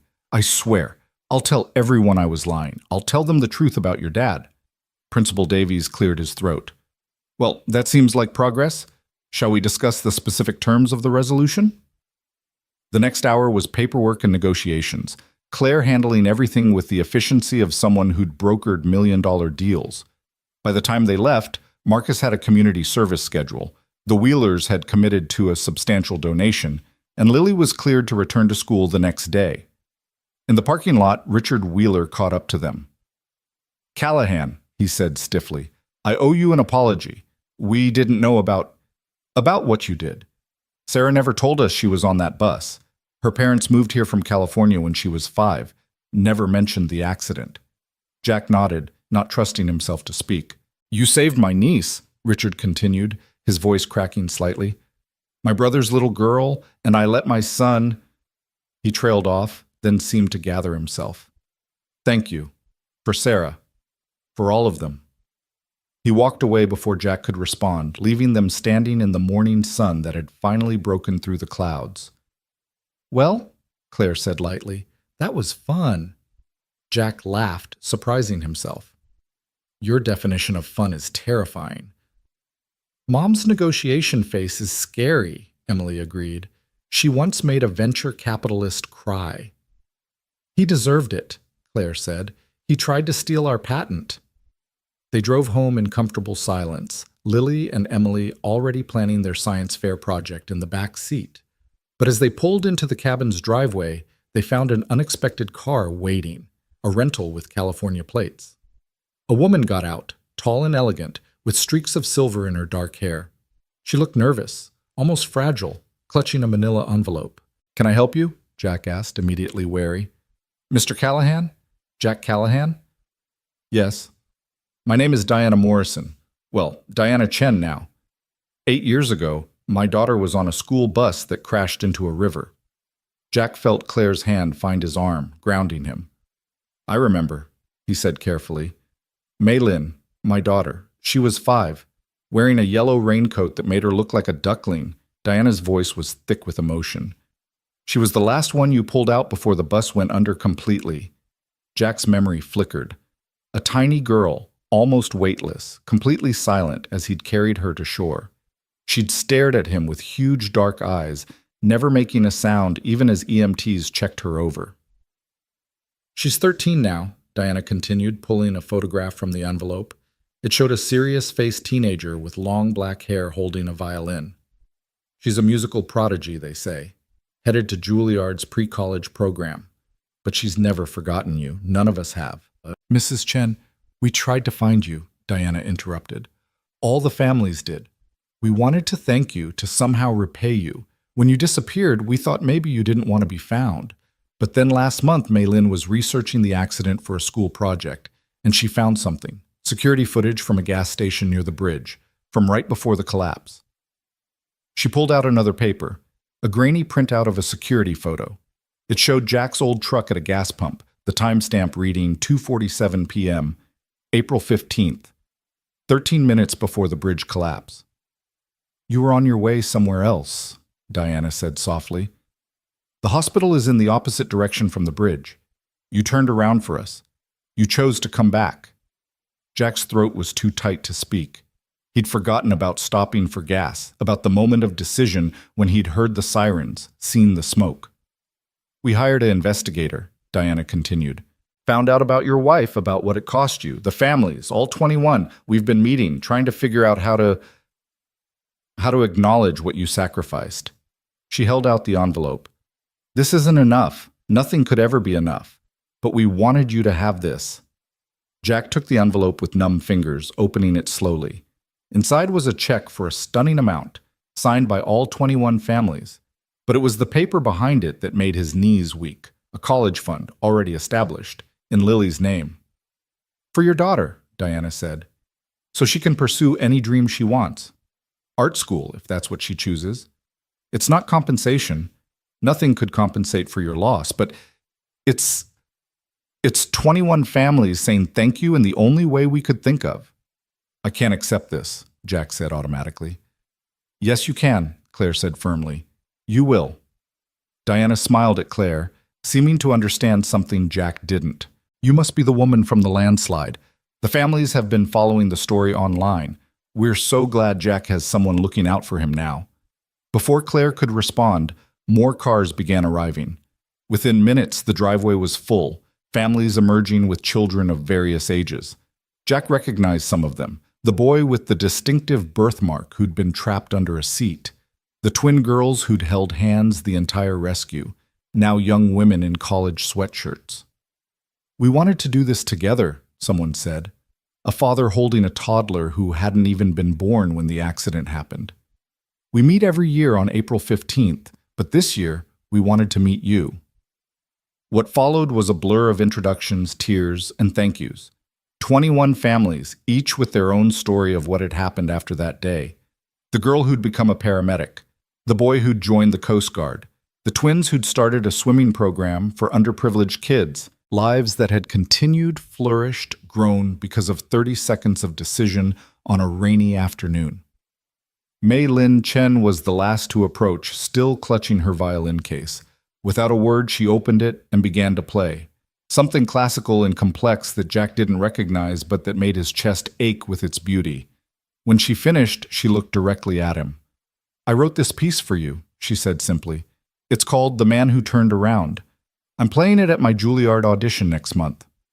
Jack had no words, but Lily did, stepping forward to hug the older girl. It's beautiful, Lily said. You're beautiful. All of this is beautiful. The gathering moved inside, spilling through the cabin, onto the porch, into the yard. Someone had brought food, casseroles and salads and cookies that were deliberately burned on the bottom, which made Jack laugh through his tears. Emily and Lily became the unofficial hosts, showing people around, telling stories, bridging gaps between strangers who shared this one terrible, wonderful connection. Jack found himself on the porch with Oliver Barnes, the boy with the birthmark, now a young man in medical school. I remember you singing, Oliver said quietly, while you were pulling me out. You are my sunshine. My mom used to sing it to me. How did you know? I didn't, Jack admitted. It was just the first thing that came to mind, something to keep you calm. It worked. I still sing it when I'm scared. During my MCATs, during my first cadaver lab, it reminds me that someone thought I was worth saving.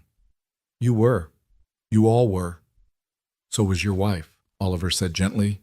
I'm so sorry she died. But I need you to know, we all need you to know, that we've tried to be worthy of your sacrifice, to live lives that matter, that help others. Your wife's death wasn't meaningless if 21 people spend their lives making the world better because of it. As the afternoon wore on, Jack noticed Claire moving through the crowd. taking photos, collecting contact information, organizing with her particular blend of warmth and efficiency. She'd become the gravitational center somehow, pulling people together, making sure everyone was included. "She's something special," Diana Chen observed, appearing at Jack's elbow. "You're Claire." "She's not my—" "Isn't she, though?" Diana smiled knowingly. "The way she looks at you, the way you watch her when you think no one's noticing. Life gave you something beautiful out of something terrible. Don't waste it because you think you don't deserve it." Before Jack could respond, Emily appeared, dragging a teenage boy behind her. "Jack! This is Marcus. Not the mean one. Different Marcus. And he was on the bus too, and he does woodworking, and can we show him the workshop?" The workshop became another gathering point. Kids and teenagers examining Jack's pieces, asking questions about technique and wood grain. Someone suggested a group photo, and suddenly they were all arranging themselves on the porch. 21 rescue survivors, their families, Jack and Lily in the center. Claire and Emily somehow naturally included as if they'd always been part of this strange, extended family. "Wait!" Emily called out, setting up her phone on a timer. "Everyone needs to be in it." The photo, when Emily showed it to him later, was chaotic and perfect. Too many people crammed onto a porch that couldn't quite hold them all, everyone laughing at something Lily had said right before the shutter clicked. Jack's arm was around Lily, Claire pressed against his other side, Emily in front of them, making bunny ears behind someone's head. 21 families connected by tragedy and grace, by the split-second decision of a man who'd turned around. As the sun began to set, families slowly departed, each taking a moment to say goodbye properly. Phone numbers were exchanged, promises to stay in touch made. The twins invited Lily to their summer swim camp as a counselor in training. Oliver offered to mentor Emily when she was ready for pre-med programs. Connections formed, roots intertwining. Finally, it was just the four of them again, standing in the cabin that suddenly felt too quiet after so much life. "That was," Jack began, then stopped, overwhelmed. "Necessary," Claire finished. "They needed to see you, to thank you, and you needed to see what your choice created." 21 amazing people, Lily said, looking at the college fund paperwork. "Dad, this is enough for art school. Any art school." "It's your money," Jack said. "From them to you." "No," Lily corrected. "It's from them to us, to our family. All of it. The money, the connections, the love. It's for all of us." She looked pointedly at Claire and Emily when she said it, and Jack saw Claire's eyes fill with tears. That evening, as they sat around the dinner table that suddenly seemed too big for just 4 people, Emily pulled out her phone to show them something. "Look," she said, "we're trending." Someone had posted the group photo online with the caption, "21 school bus crash survivors reunite with the hero who saved them." It already had thousands of shares, hundreds of comments from people moved by the story. "Great," Jack groaned. "So much for privacy." "Privacy is overrated," Emily declared. "Besides, people should know. They should know that heroes exist, that good people do impossible things, that sometimes beauty comes from tragedy." "Very poetic for a scientist," Lily teased. "Science is poetry," Emily shot back, just with more math. Later, after the girls had disappeared to plan world domination through their science fair project, Jack and Claire stood on the porch watching the stars emerge. "How do you feel?" Claire asked. "Like I've been hit by a truck, but also like maybe the universe is finally balanced again. Does that make sense?" "Perfect sense." She moved closer, her warmth a comfort against the cool night air. "Jack, can I ask you something?" "When Diana said I was your Claire, you didn't correct her. Not really." Jack was quiet for a long moment, weighing words, weighing the risk of honesty. "Because maybe you are. My Claire. If you want to be." Claire turned to face him fully. "I drove 15 hours with a concussion to defend your daughter from a bully. I think we're past the if stage." "It's complicated. You live in San Francisco. You have a company to run. Emily has school." "All logistics," Claire interrupted. "We can figure out logistics. The question is whether you want to." Jack thought about the last few weeks. The unexpected rescue, the slow exchange of texts, the hospital visit, the road trip. How Emily had fit naturally into their life, how Lily had blossomed with their presence, how Claire had stood like a warrior in that conference room defending his family. "I want to," he admitted, "but I'm terrified. The last time I let someone in completely—" "You lost her," Claire finished, "and it broke you. But Jack, you're already broken. We both are. The question is whether we want to be broken alone or together." "Together sounds better," Jack said softly. "Yeah? Yeah." She kissed him then, soft and certain, tasting like hope and second chances. When they pulled apart, both girls were watching from the window, grinning. "Finally," Emily called out. "Lily owes me $5. "You were betting on us?" Claire asked, mock-offended. "It was obvious," Lily said. "Dad's been making heart eyes at you since the landslide." I don't make heart eyes." "You totally do," all three females said in unison, and Jack laughed, really laughed, feeling something shift and settle in his chest. This was it, he realized. This was what Oliver had talked about, living a life that mattered, that helped others, that chose love over fear. It had taken 8 years and 21 families and a woman trapped in a landslide, but he'd finally found his way back to something like wholeness. Not perfect, never perfect, but real and messy and absolutely worth saving. "So," Emily said, bouncing on her toes, "when do we move to Montana?" "Emily," Claire protested. "What? The schools here have way better science programs than San Francisco. There's actual nature. Lily and I could work on projects together." "She has a point," Lily added. "Plus, I need someone who understands my references to molecular biology." Jack and Claire exchanged glances, a whole conversation in a look. "We'll figure it out," Claire said finally. "Together. Together." The word hung in the air like a promise, like a bridge rebuilt after a collapse, stronger for having been broken. As they all went inside, Emily and Lily already planning how to reorganize the cabin to fit everyone, Jack caught sight of the photo on Emily's phone again. All those faces, all those lives, all those futures made possible by one terrible, beautiful choice. He thought about Sarah, about the baby they'd lost, about the life that might have been. The grief would never fully leave. It was carved into him now, part of his structure, like the grain in wood. But maybe that was okay. Maybe the scars were what made the surviving parts stronger. "You okay?" Claire asked, taking his hand. "Yeah," Jack said, meaning it for the first time in 8 years. "I'm okay."